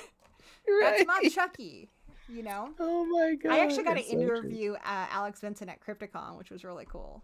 I haven't had a lot of interviews, Ooh. but I did him and Christina Lees and Fiona Dourif, who's really nice. Oh my And then last god. year, Nice. Danny and I both interviewed Joe Bob and Darcy, so that was cool. That is cool, man. I mean, those are moments again. Those are moments that you'll never forget. You just won't. That is so cool. Seriously. Yeah, it was the Joe I Bob love one was that. so cool because you have, like, this room full of people and they're all excited and stuff, and so, like, you are interviewing somebody you really like, and so you have that, but then you also have the whole crowd who's just as excited as you are, and it Mhm. was just really real cool. It was a cool experience. And Danny That was is there too, and awesome. I love Danny. That is awesome. You guys are awesome, man. He was, because they were a little late too, so, like, I was, like, doing the me thing, like telling jokes and just being weird, and then Danny's doing, like, the whole, because he's a wrestler, like, getting them all hyped and stuff. So when they came in, Joe Bob and Darcy came into that room, everyone stood up and they were, like, whooping and hollering and clapping, like, Hmm. we got them ready. Yeah, yeah. You warmed them up. Mm-hmm. That's the way to do it. That is the way to do it. Awesome stuff, man. Yeah, Oh Crypticon's my awesome. god. It's a smaller convention, but I feel like it's a little more, I guess, intimate, a little more friendly. It's Hmm. there's not super long lines. Like, I took my son to Comic-Con, Emerald City Comic-Con in Seattle, Hmm. and they have, like, those lines with, like, the barriers on the side where you kind of feel like you're a cattle going to Yeah. slaughter, and it's a Yeah. lot more impersonal, and I wasn't as big of a fan of it. Whereas at Crypticon, there's not usually super long lines, but even when there are, people just, like, talk to each other and stuff. A Hmm. memory I thought was really fun is I was heading up to one of my panels or whatever, and I saw Matthew Lillard, who was there as a guest, but he was going into his interview, and there was a guy in the hallway, and he liked his shirt or whatever, and the guy was like, "Thanks." He's like, "Oh, I'm Matthew," and I'm just like, it's just so cool that he would just introduce himself like he's just a normal person. Yeah, yeah, yeah. No, when you can get those more intimate moments, it's just surreal, because the Terracon um, convention, this is the second year we went, and it's great. It's very convenient because it's right there in the hotel. We ran into people in the elevator Yeah. all the time. So It was crazy. CryptoCon's also during my birthday too. So one year, Danny took me to the restaurant that's in the hotel, and we're Hmm. sitting there eating. And then the table behind us is Felissa Rose and a whole bunch of people from Sleepaway Camp. Over here, it's Bill Moseley, Sid Haig, and Ooh, the other Sherry Moon. guy from 13. Um, Oh, oh my God, I know exactly what you're talking about. Richard Brake. yes, Richard Brake. They're there. And then there's Barbara Crampton and I can't remember her name right now.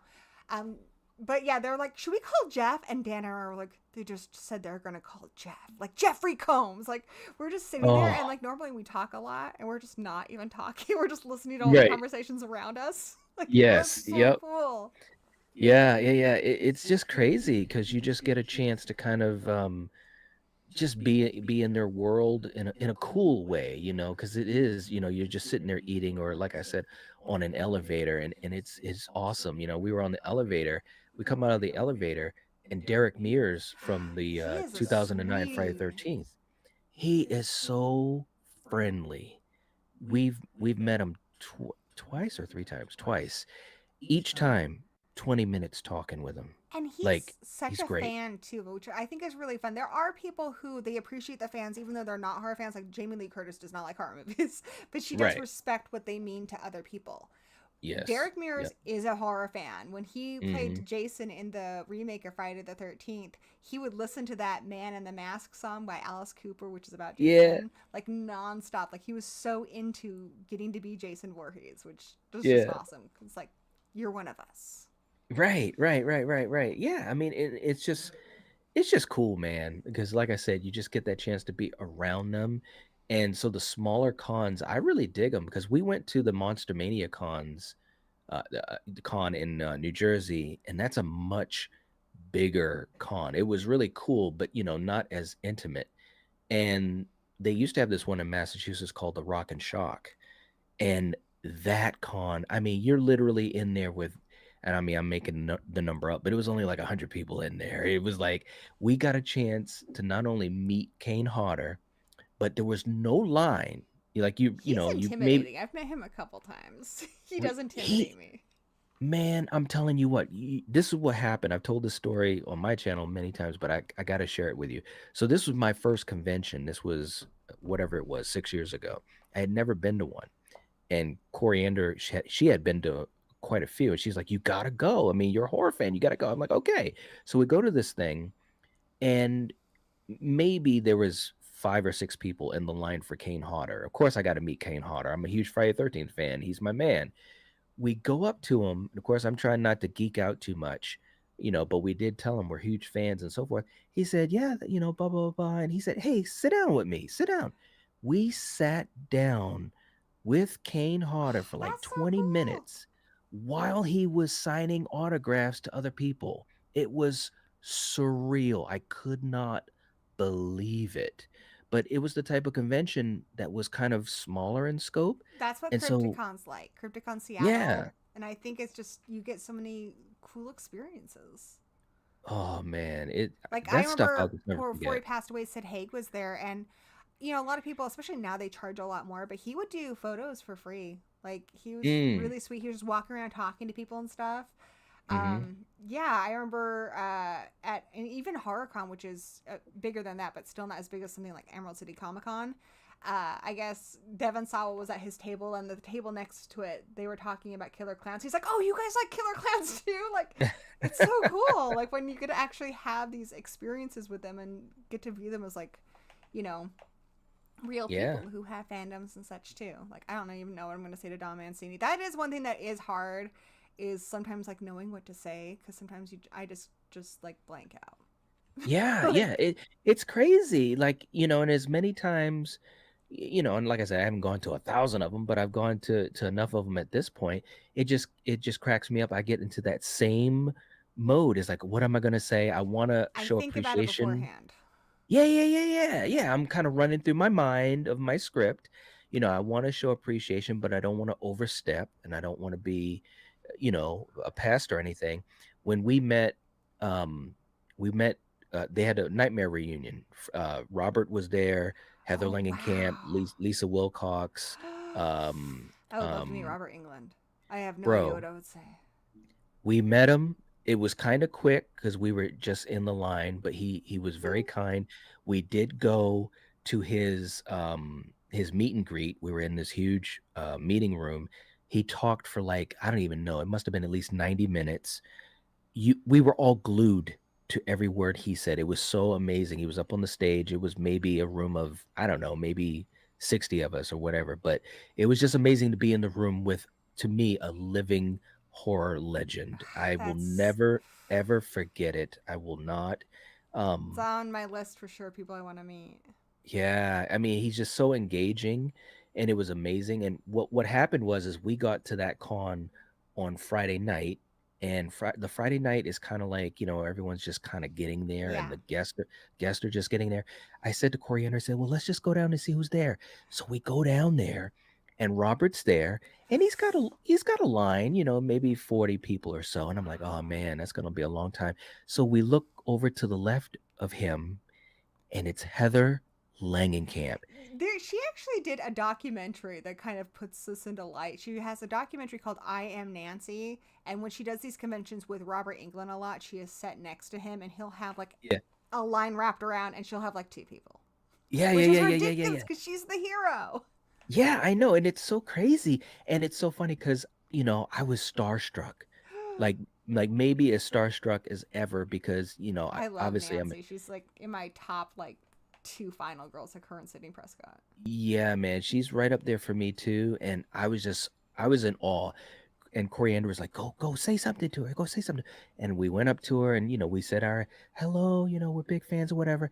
And she must have saw the look on my face because I was just like, I was looking through her. I was just so enamored. She gave me a hug. I was just like, I even said to her, I said, I'm gonna let go because I'm being respectful. I said, but I really wish I didn't have to. And she laughed her ass off, and she's telling us about vacations that she took up in New England because she knew that's where we were from, and just being a human being. And I said to myself, she is just like what you think she is, kind of like how she portrayed herself in New Nightmare. That is Yeah, Heather she Langenkamp. makes movies too, and the guy who's the special effects guy in New Nightmare, that's her real life husband. Yes, She does a lot yes. of behind the scenes special effects stuff with him. Yeah, so it was just amazing to get to talk to her. We talked to Lisa Wilcox, who was Alice I in love Nightmare 4 and 5. Alice. Yeah, she was great too. And just they were just so down to earth, man. Like all of the Nightmare folks were great. We Yeah, met um oh my God, I'm freaking out on his name from Nightmare 2. Um Mark. oh my God. Uh, Mark Patton. yeah, I normally know Is it that. Mark I've Patton? met him Yeah, yeah, before. yeah. He's really cool. He's really, really cool.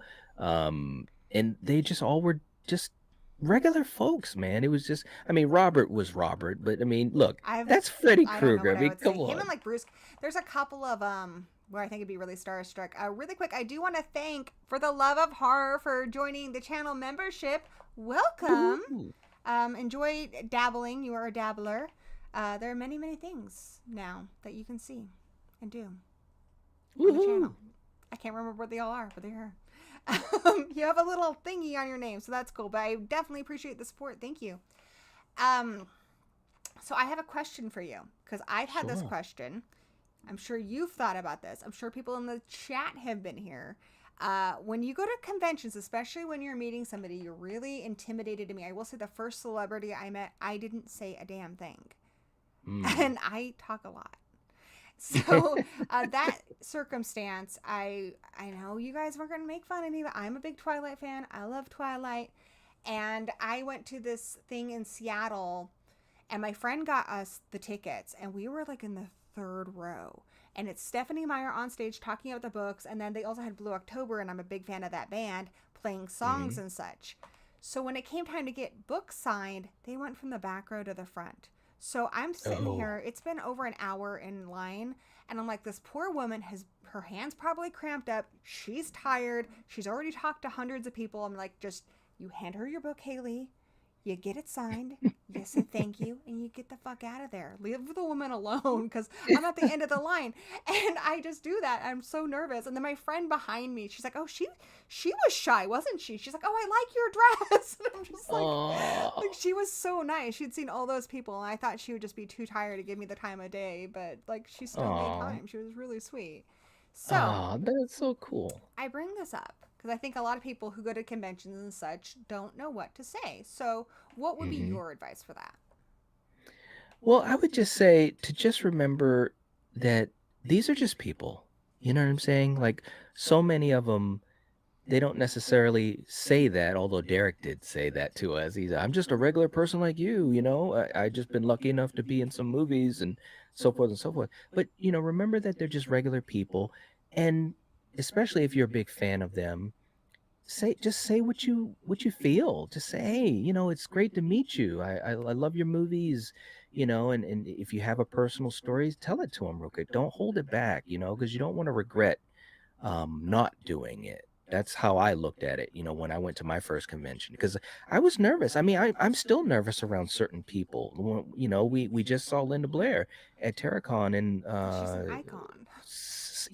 she's the icon, so we just saw her in September, and yeah, I was nervous, but I damn well made sure I said what I wanted to say to her.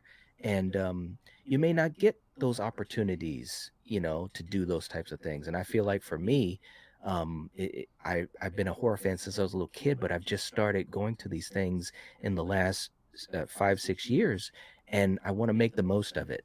I want to say, these things to these people, and just let them know that they've touched my life. And it sounds cheesy, of course, but hey, I'm just being honest. It's my truth. So I would just say to anyone that is nervous, take that deep breath and just remember they're human beings just like us, you know. Yeah, I think that's great advice. And I think, like you said, if you think about why they're important to you, is it because you loved their movie, because it was something maybe you shared with a parent or a sibling, or Mhm. it's just a fun memory in your life, or it meant something to you, or it helped you be brave at a time when you didn't feel like you could be, or it made Mhm. you laugh, or it was the movie you watched when you were stuck in bed sick for a month. I mean, whatever your story is, whatever reason why it's important to you, share that. Because I mean, even though it might feel like you're really putting yourself out there, that's what they go there for. They want to know that their work matters. And I think, just like,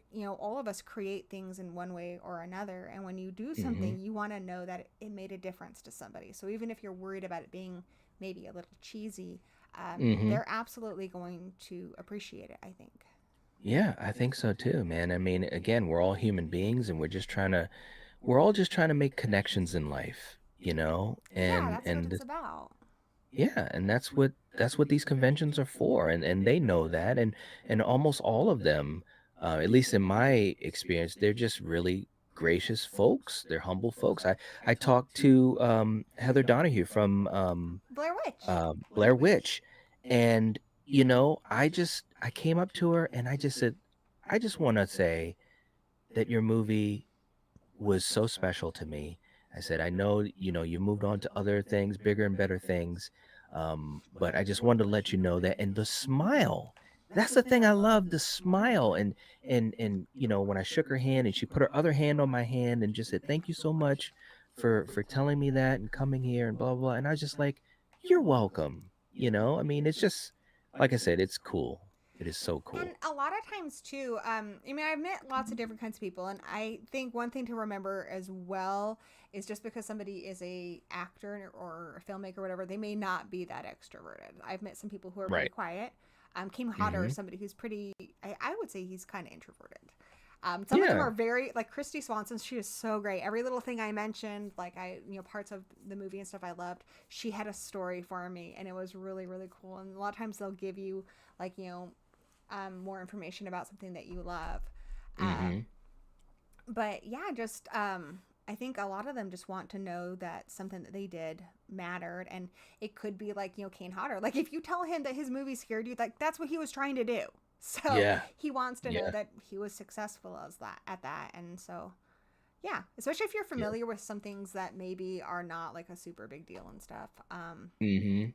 I think that makes a difference. Agreed. Absolutely agreed. It's cool Like when stuff, I man. met And Ted White, who passed away, but he was really sweet. He had such a good grandpa, like sweet grandpa energy. He was Jason in part four.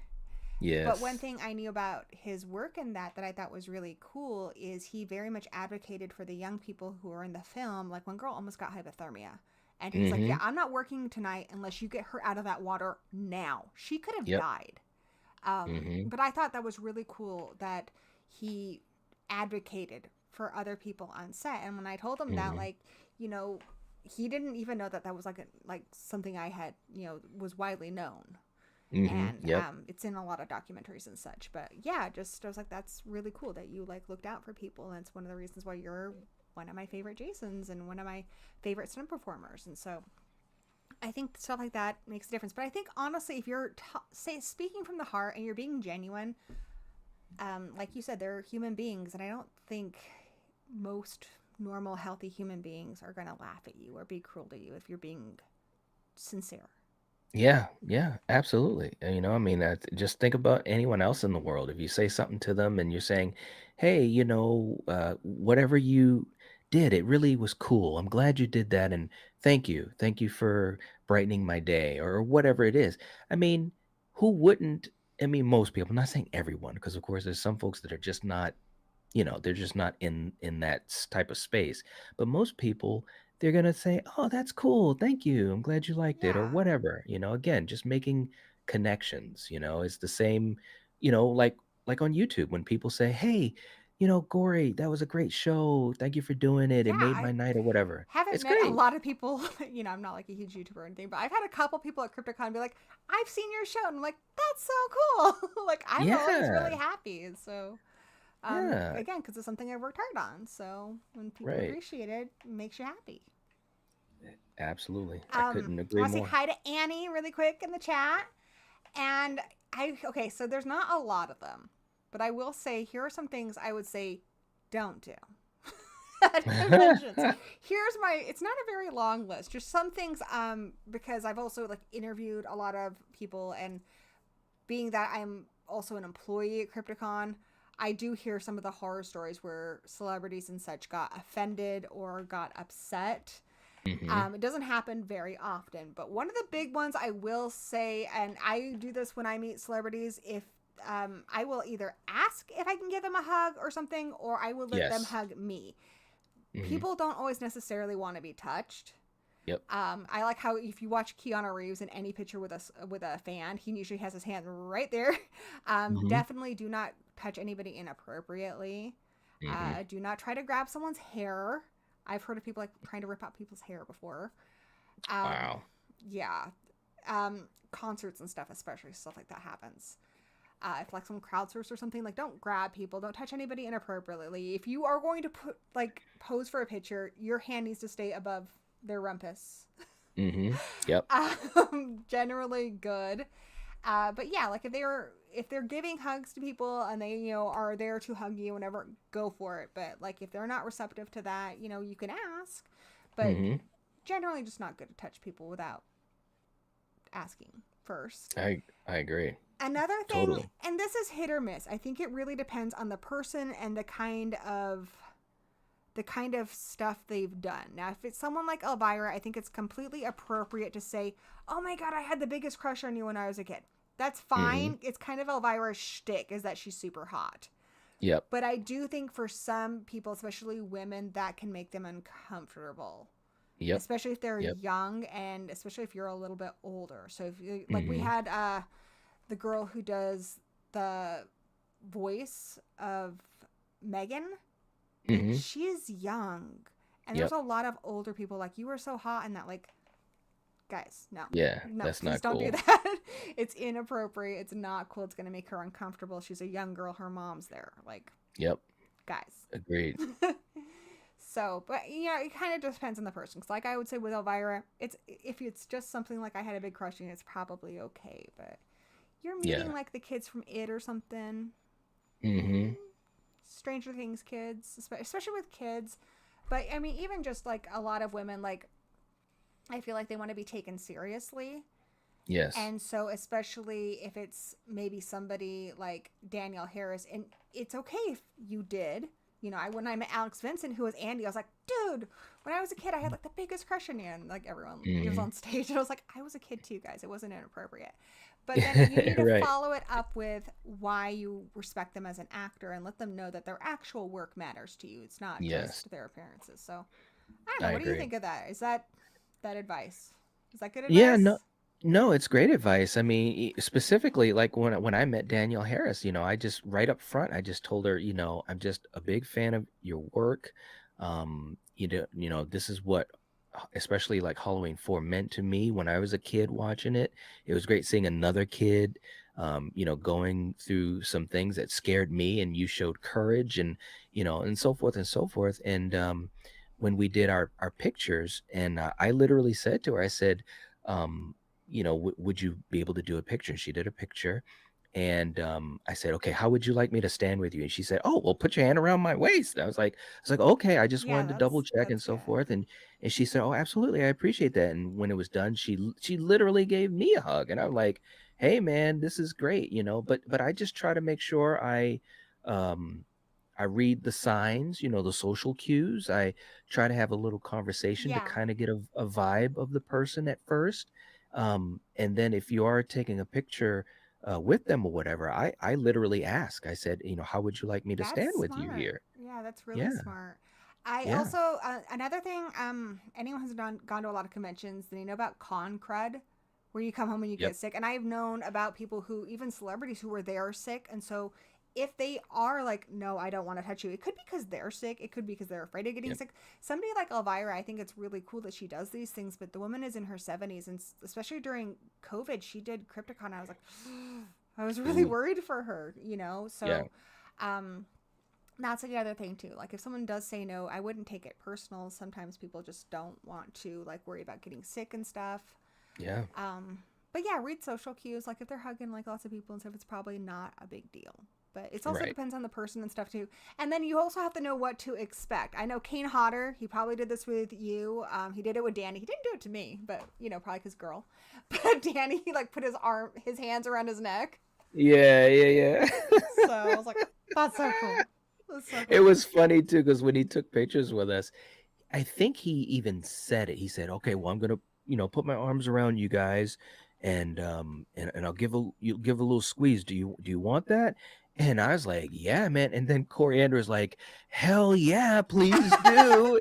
And he laughed and laughed, and he did that, and it was like, but it was cool because, again, he's the type of celebrity that really lets you into his world physically Yeah. and gets into your world. So it's cool, but still there's respect there and there's I like caring there. when they also show, because like a good example is when I met Matthew Lillard. My son Hmm. is a huge fan because to him that's Shaggy from Scooby Doo, and my son was the youngest panelist we've ever had at Crypticon. He was only 10 at the time, and he was so Oh, nervous to meet Matthew Lillard. And Matthew yeah, yeah, Lillard, yeah. I think because he's a dad or whatever, he just knew, and he was so sweet. And he Yep. remembered that my son went to his interview, and he's like, "Hey, buddy, can I give you a present?" And he didn't just assume because he's a celebrity that my son's going to be like, "Yes." He's like, "Can I give you a present?" And Hmm. then Hmm.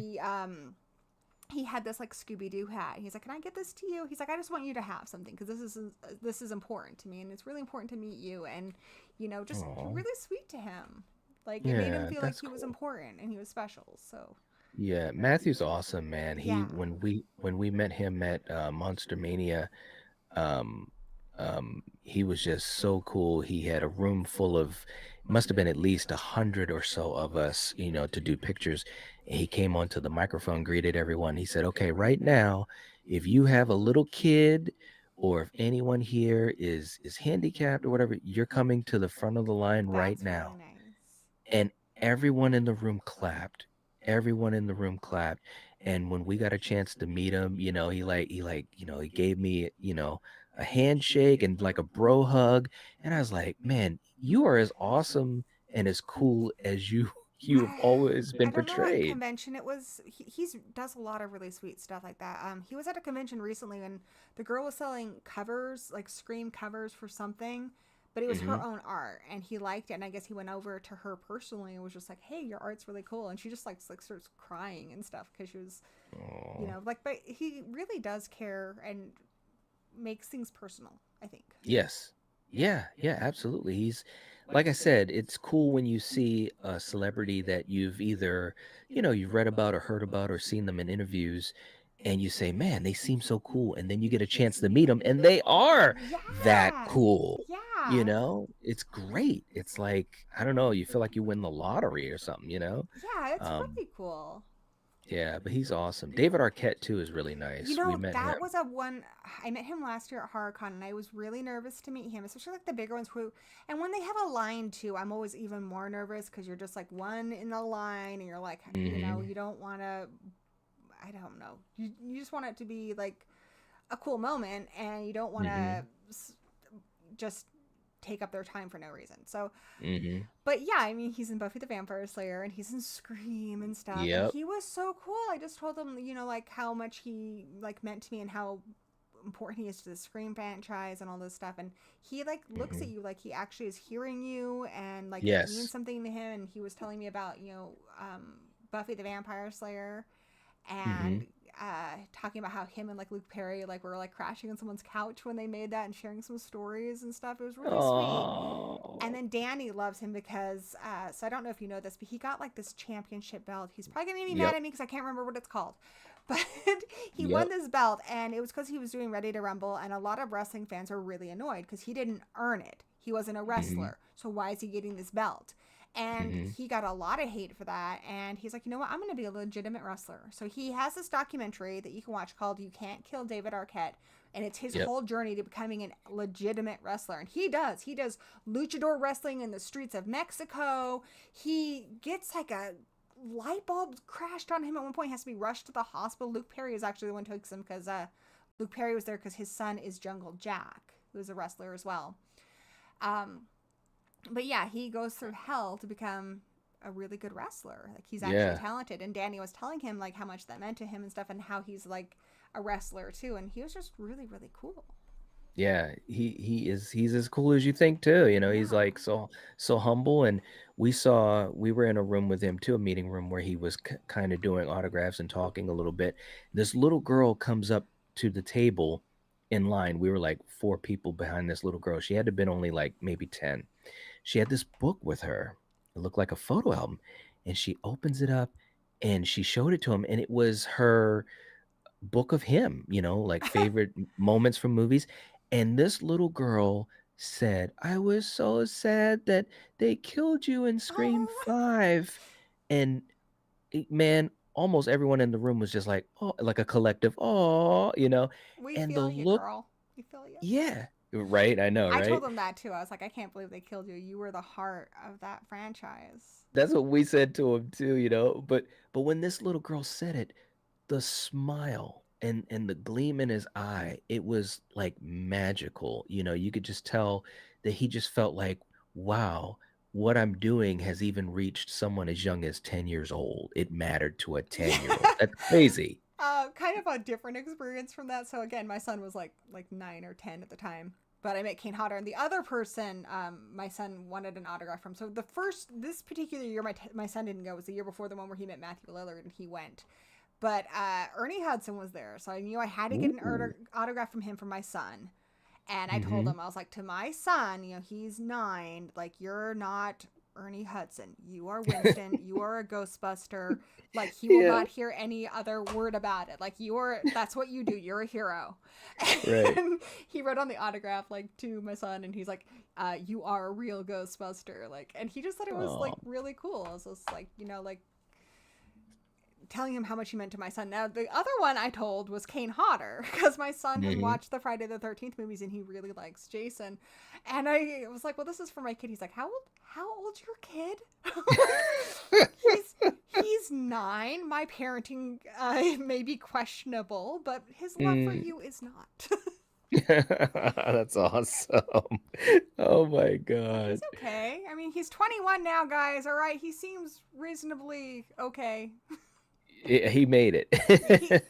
I got him there. All right, I can't say I did the greatest job, but he's alive. He's thriving. Hey, It's that's all all that good. counts, man. That is too So, funny. what is going on your channel these days? You're doing the Why You Hate series, right? What's that about? Yeah, man. It was one of those moments when I kind of stopped being a knucklehead and because you know how the YouTube algorithm is. Yeah. And I just said, to continue to help the channel thrive, I wanted to kind of do more uploaded content and kind of It is experience that. hard. Fighting the algorithm it's part of what wears me down with YouTube. It's hard. Yeah, it is hard, and there's so many channels, all of us, that are just trying to, go through these different levels. It's so difficult I've had because things I've worked on for months and they just don't get a lot of views or they get squashed or they get taken down. My friend Lee made basically a documentary about Scream yes. that took forever and YouTube Yep. took it down and it's heartbreaking when that happens. It's crushing because you can spend so much time. People that don't do it, they can't really appreciate it. Like before I did YouTube, I would have never been able to appreciate the amount of time and energy it takes to I thought do it. podcasting would be easy to like making content is really hard, guys. It is. It really is. And so for me, I thought to myself, I still have so much more to say about movies and maybe kind of getting a little bit more in depth. And there's so many films that people, they might have a criticism of, or maybe there was something that people they got stuck on in a movie or whatever. So I said, I'm just going to do this series where I go through films and I talk about some of the things that I've heard people say that they had issues with, but also talk about some of the things that are great, some of the behind the scenes, and obviously doing the research. And it's been a fun series to do. It's really helped the channel to kind of thrive, in a different way that it hadn't before. And I really enjoy doing it because it's a different way for me to um, talk about movies and also to connect with an audience. And What's so far, so the last one you did? the last one I did, I think, was for Dream Warriors. Yeah. I'm gonna let my dogs out Yeah. real quick. Hey, babies. Go free. You're free. Cry freedom. Go forth into the world. That's Brocky Uh, and Brewster. And what's the next one you're gonna do? I'm still kind of deciding that. I have a huge list of movies that I wanted to do on this series. And so there've been a couple times when I've actually filmed two together and go through the editing process to decide which one I'm going to release first. Um so I haven't fully figured out what the next one will be. And part of that too, and I know so many things have circled back to this, but part of that too has just been, this last week, it's just been emotionally tough and so Yeah. forth. So I really stepped back from a lot of stuff. But I'm hoping to have my next episode out, hopefully by the end of next week, somewhere around there. Very We'll cool. see though. I have a couple requests. Just movies that I love that get a lot of hate. So Okay. I request Buffy the Vampire Slayer because I think it's amazing. I love it. And Ooh, it gets a lot of hate and it's not deserved. it does. You're right. Bride of Chucky is another one that I think it's the best in the franchise, aside from maybe the first one, but they're pretty close. Mm-hmm. Uh, Mm-hmm. the Craft. I used to be Ooh. really reluctant to tell people that was my favorite movie, but I don't care anymore. I'm 44. I don't care. There you I go. love that some movies eventually end up coming around and getting kind of a new heyday where people appreciate them, and I think that's kind of what you're giving to a lot of movies in the show. But like Killer Clowns is like, whoa, people are getting it now. For the longest time, people did not get it. But yeah, those are my Yeah. requests. Yeah, okay. Well, I'm putting them down because Thanks. I love hearing different ideas and stuff like that because it's just so many movies out there, you know. It's like it's hard to sometimes even make that choice. So I always tell people you know, in the comments and obviously, you know, people that are you know, regular viewers or members or whatever, let me know what do you want to see because That's for me it's fun. originally what I was going to do with this channel was talking about like B movies, forgotten movies, cheesy movies, movies that are really great and just for some reason people don't talk about them. But I was making Hmm. these kind of like mini documentaries and they were taking me months, and unfortunately YouTube does not reward you for taking a long time on something. Right. So I kind of stopped doing that, but I've been toying like maybe finding a way of doing that but like in a shorter way, and just essentially like I did one on Leprechaun, and I genuinely think Leprechaun's a good movie. And so Hmm. that's why I like to do these things, is because I think, one, when people know the kind of work that goes behind the movie, they appreciate it maybe a bit more.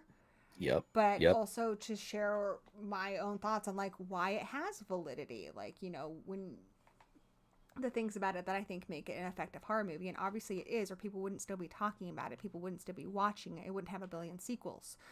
Yep. So yeah, a lot of movies I think get kind of dismissed, but it's like, well, you're still talking about it for a reason, so why? Hmm.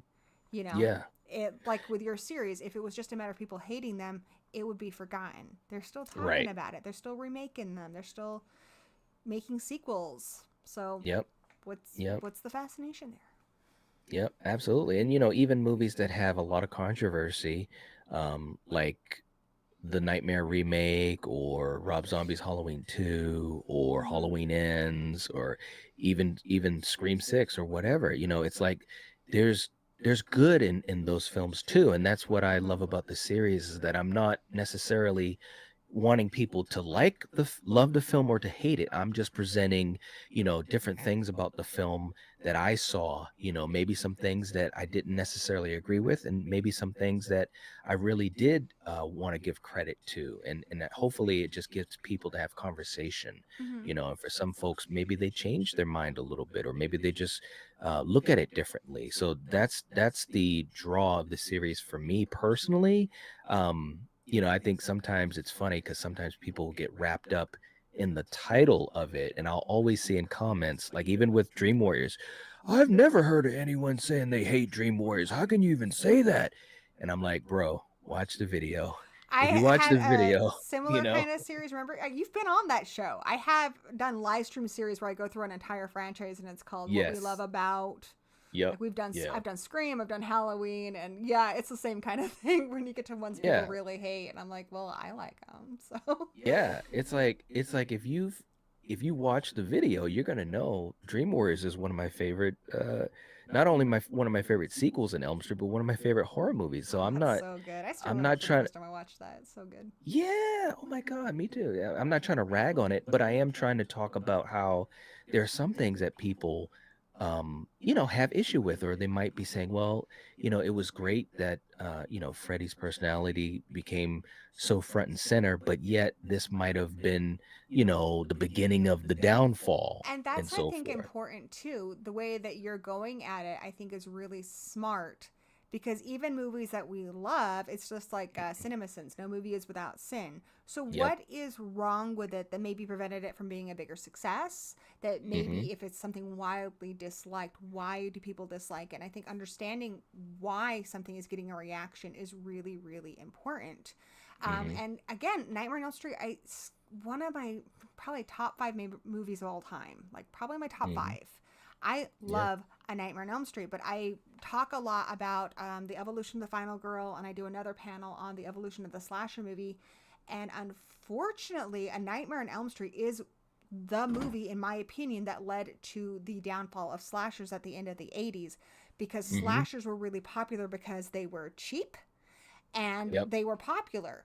Nightmare on Elm Street cost a lot of money. So you're taking Yep. your slasher formula like Friday the 13th and such, but now it costs a lot of money. Mm-hmm. And Mm-hmm.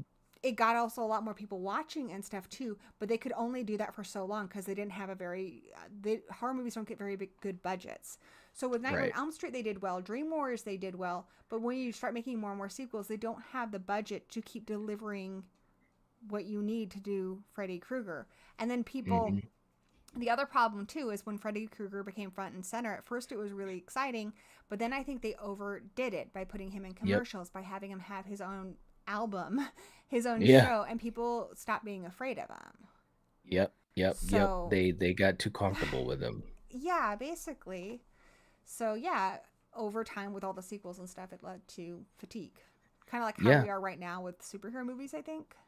Yes. Yep. Absolutely. You just get so much saturation, and all of a sudden the mystique, it fades. The gleam, it lessens, and you're right. Elm Street, to me, it was like this huge moment because of the creativity and everything. And in a way, it helped to strengthen Friday the 13th and Halloween. But yet, because of what it was, it also was like a downfall because now everyone's trying to compete with it and they don't have that type of budget. And obviously, Freddie talks.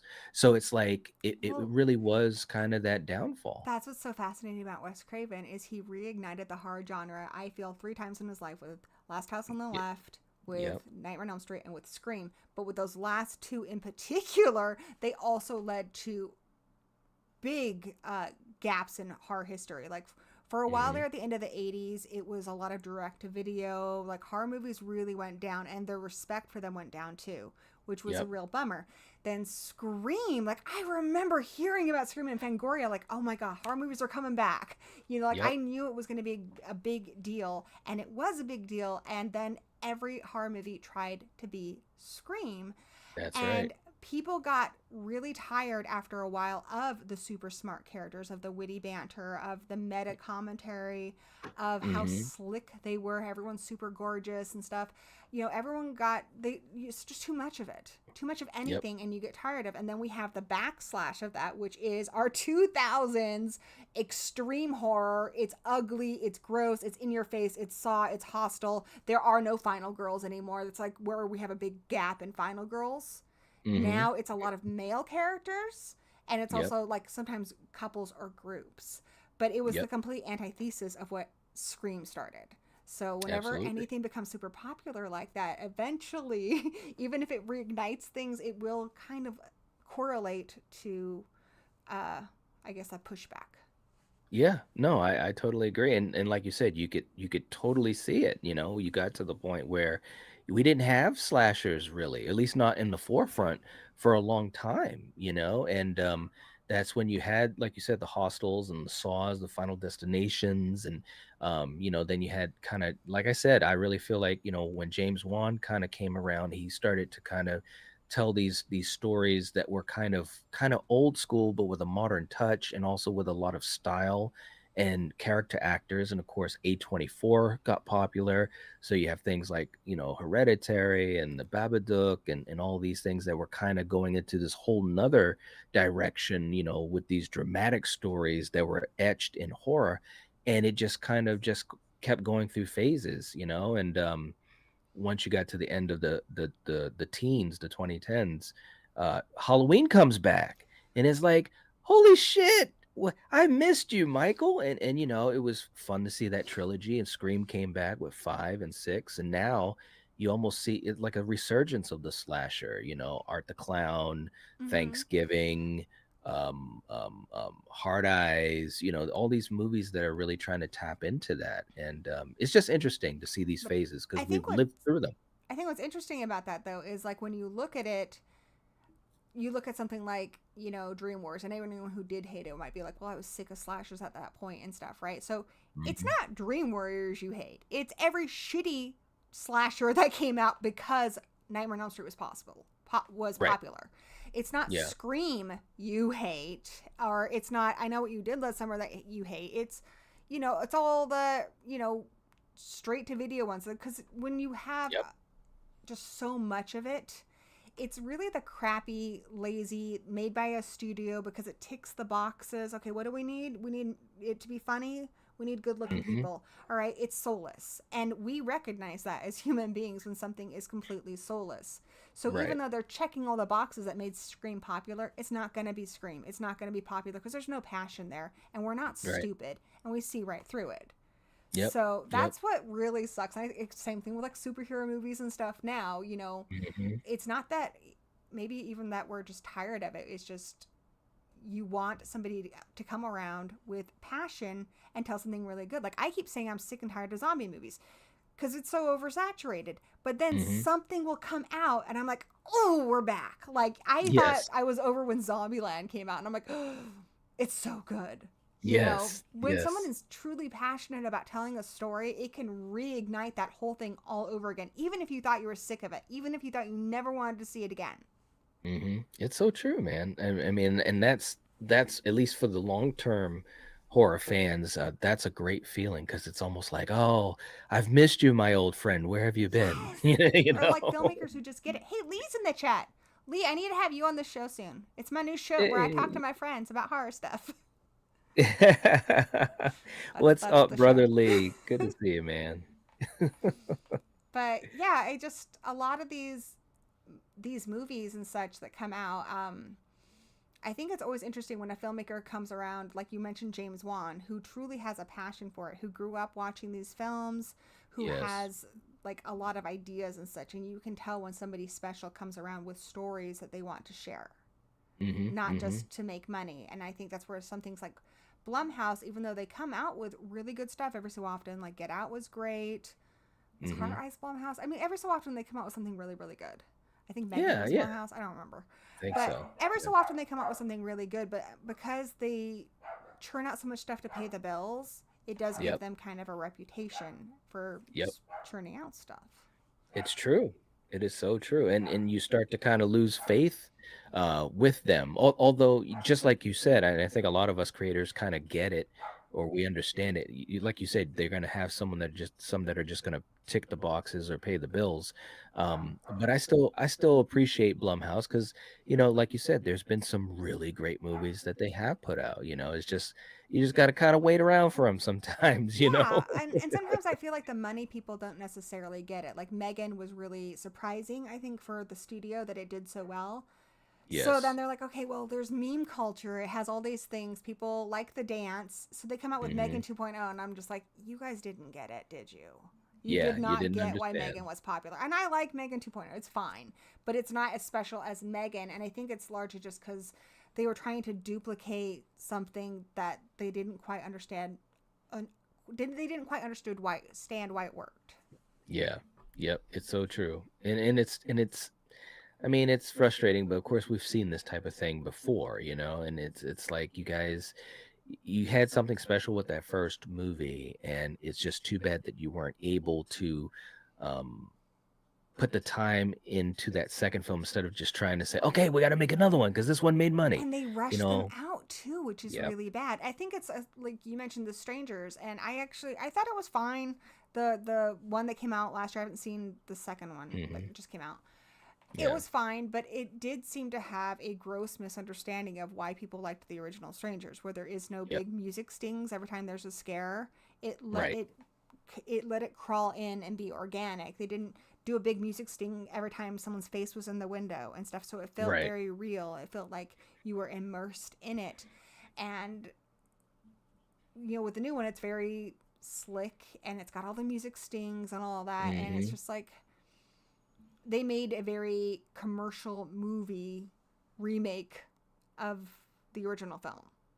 Right. It doesn't have quite what the other one had.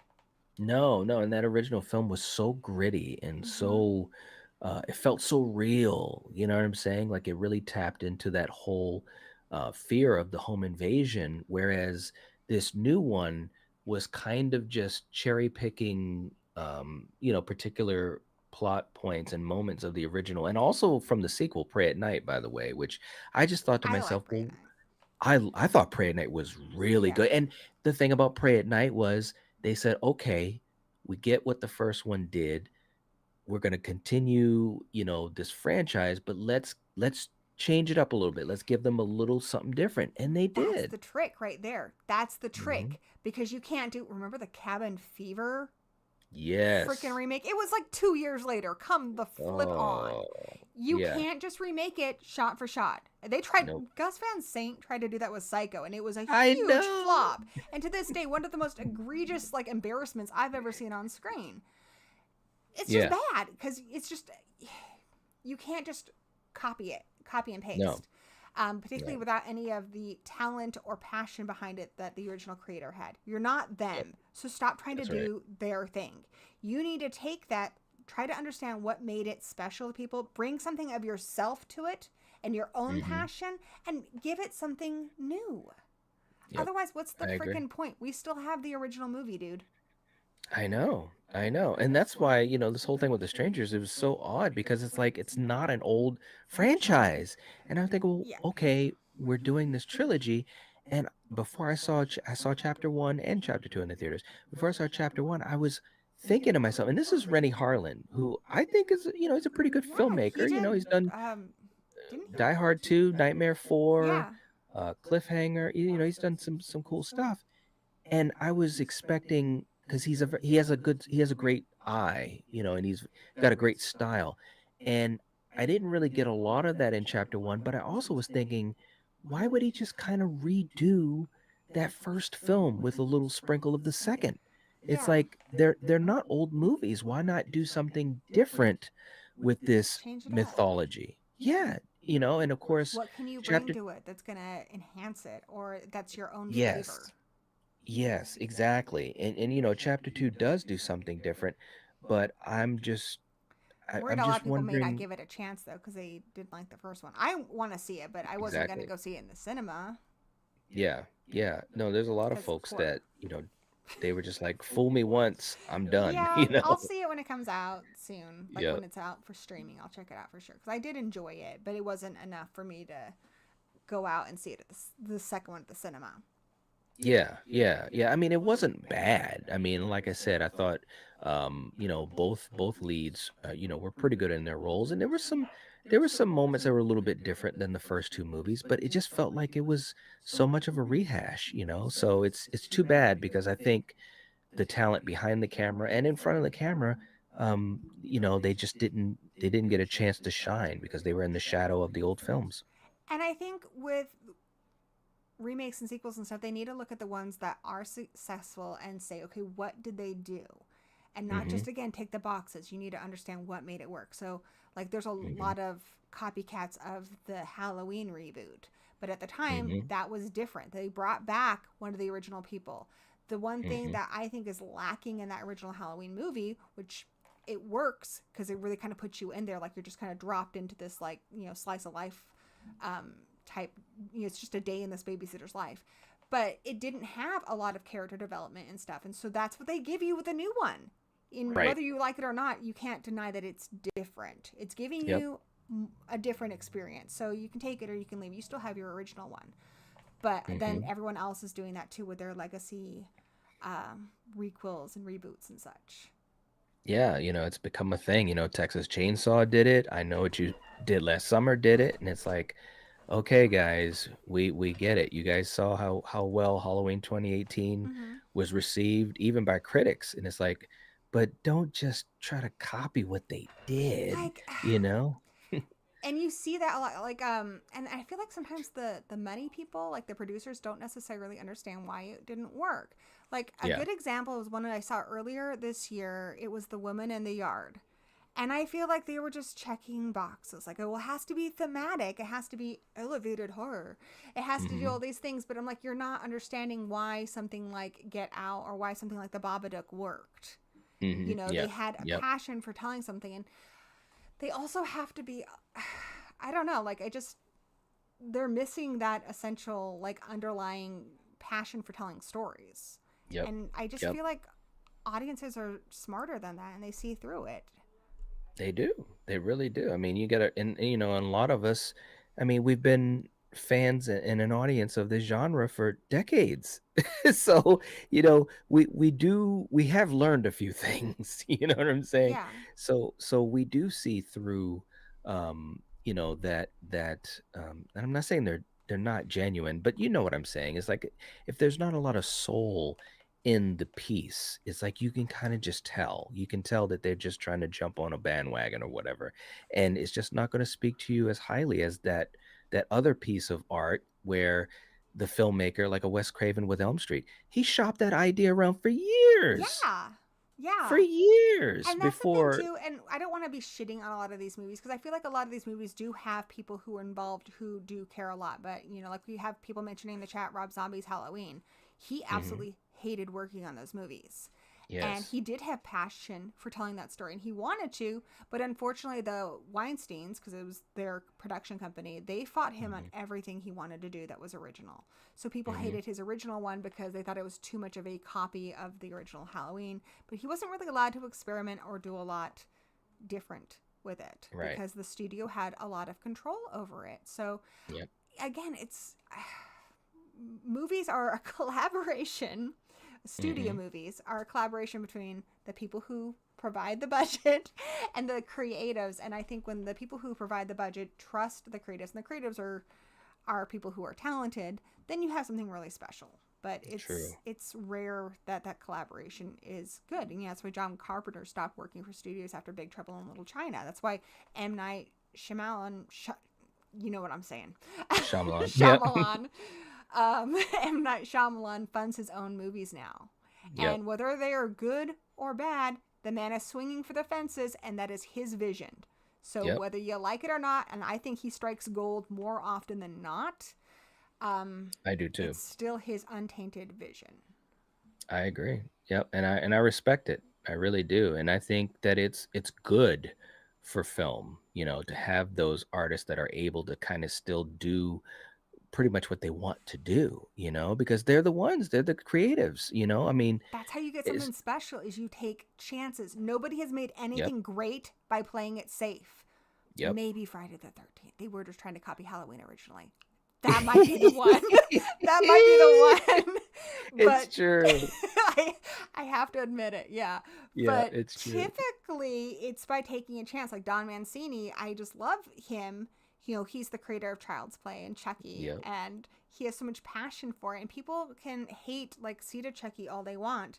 But what I love about that movie is it was his first time directing, and he swung for the fences. He did the Babe Ruth thing, Mhm. and whether or not you think that he made it, maybe you hate that one, maybe you thought he went too far with the comedy, he took a Mhm. chance. And then he didn't Yeah. just play it safe. The next one, he's like, you know what, I'm going to go back to making this horror. And he does like Curse of Chucky. And every single project he does with this franchise, whether you love it or you hate it, you cannot deny that he is being brave and he's trying new things and he's Yeah. experimenting as an artist. And it's only through experimenting that you can get lucky and create something really special. But you It's can't do it true. every single time. So you need to allow people to take those risks and swing for the fences and respect at least that they did it, even if you didn't like the movie that came out of it. Yep. No, I totally agree. And it's like I said, those are those moments that can be special too. And even as fans to look at the history of it, like obviously we know those swings that he was taking because Child's Play. eh, Look, it's funny because it could have kept doing what it was already doing, in the first movie or even in the second and third. But he says no, let's go in a different direction. And Bride of Chucky is so different, but it's fun and It's it's so great fun. So fun. and it created a new trajectory. It was like it gave the franchise a whole new life, a second life. And that's awesome that you would take that chance because to be honest, there's a lot of long-standing franchises or high-profile franchises that don't take that chance, sometimes because of the studios or what have you. But like you said, if you have um a creative like Dawn, it says, I'm gonna take this I chance. love It's like good. I'm glad, and that's what I love about him so much is him and the producer who I'm terrible with names today, dude. My age is showing, but the producer of that who also was the director of like or writer of Hocus Pocus and stuff. Anyway, I feel like when he created Chucky, like he loved that baby. He loved that Yes. baby. He's raised him. He has tried different things. Like, Chucky, you want to try ballet? Okay, we're going to do ballet. He's tried Daddy Sundays. He's done all these things. He's been with Chucky 100% every step of the way of him growing up. Then you have John Carpenter, who he's like, Michael, yeah. After 2 Yeah, movies, he's like, I'm dropping this kid off at the fire station. I can't. that's I right. can't with this fucking kid right now. I just fucking Yeah. can't. They contact him later on down the road. He's like, I'll write a song for him, but get the fuck away from me. I don't want Right. anything to do with that kid anymore. But it's very Right. rare that you have a creator who is that loyal to their creation and they follow it the whole way Yeah. through the successes, through the failures, and they keep saying, you know what? I believe in you. Let's try Mm-hmm. something else. Let's go out for soccer, Chucky. We'll try something different. Let's do comedy. Let's put you in the White House. Let's Yes. whatever. He is always ride or die with that doll, and I love it. Yep. You gotta give him credit, man. That's consistency, baby. Yeah, and that's the thing. Like, I mean, I don't.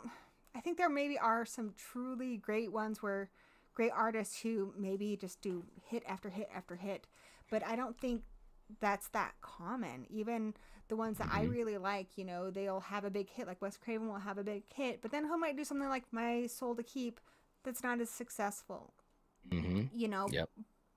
but you can't keep making really great stuff unless you're trying lots of different things and seeing what Yep. works. And that Yep. means however you judge failure by box office or by critics or whatever, you might have some things that don't hit as hard as something else. But it's not Yep. necessarily a failure. It's you're learning from it. You're growing. It's just part of your journey. Yeah. That's all that it is, you Yeah. know. And filmmakers go through that as well. It's just an evolution. I agree. Dude, we had some deep thoughts today. We did. We talked about movies. We talked about YouTube. We talked about Yep. conventions. It's been a ride. This has been really fun, dude. Yeah, it has Thank been you a for lot of hanging out fun. with me. I'm glad we've gotten a chance to catch up. Yes, indeed. I like I'm glad too. picking your brain about horror movies, man. 'Cause you just have I don't know, you just get it. You get it, and you're very articulate in explaining it. Well, you get it too, and that's why I love talking horror with you, man. I Yeah. mean, that's what's fun. But yeah, we covered a lot of stuff, and I love it, man, because like I said, it's so interesting, you know, not only just the movies, but the people that make them and the process and the history and the behind the scenes, and you know, that's part of the magic. That's why it's such a deep passion, you know, because there's so much involved, you know, and to be able to have discussions about it, it's great. I It love it. really is. I don't get tired of talking about them. I Me don't. neither. I keep thinking, yeah, one of these days I'm gonna get tired of talking about like the ones I've talked about a lot, like Scream. But no, because then Hmm. something new happens, or I hear a new perspective. There's a new book on Scream that just came out. Yes. It was really, really, really good.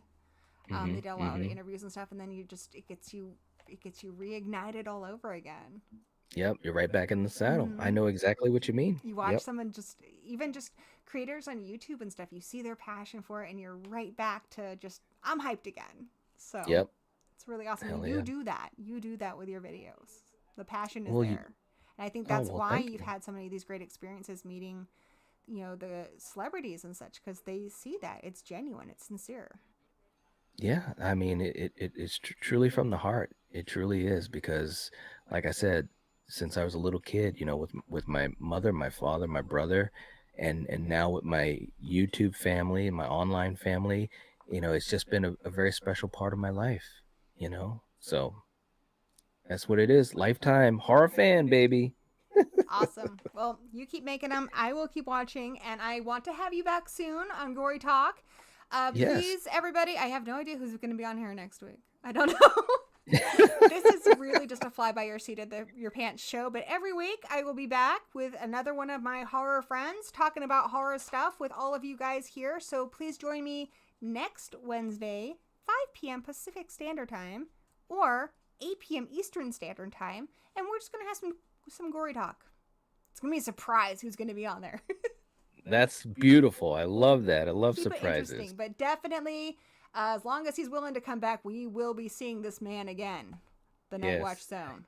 no And doubt about it. just because it's my favorite sign off, would you please sign us off for the night? The way you do it over on the Nightwatch Zone. You know I love it. Oh, all right. All right. You're so funny. All right. If you're watching this, if you're listening to this, you are the Night Watch. Every Peace. time. You know that hyena in the Lion King, the Whoopi Goldberg one, who's like, ooh, chills. That's me. Every time. Every time. Thank you so much. I will talk to you in a little bit. Yes? All right. And to everyone who joined us tonight, Horror Addicts, Danny, what's up? Cinderella, Drum Dums, everyone, thank you so much for your comments, for participating, for watching, and we will see you next time. Can you do that sign off again? I can do it again. I will. Okay. If you're watching this, if you're listening to this, you are the Night Watch.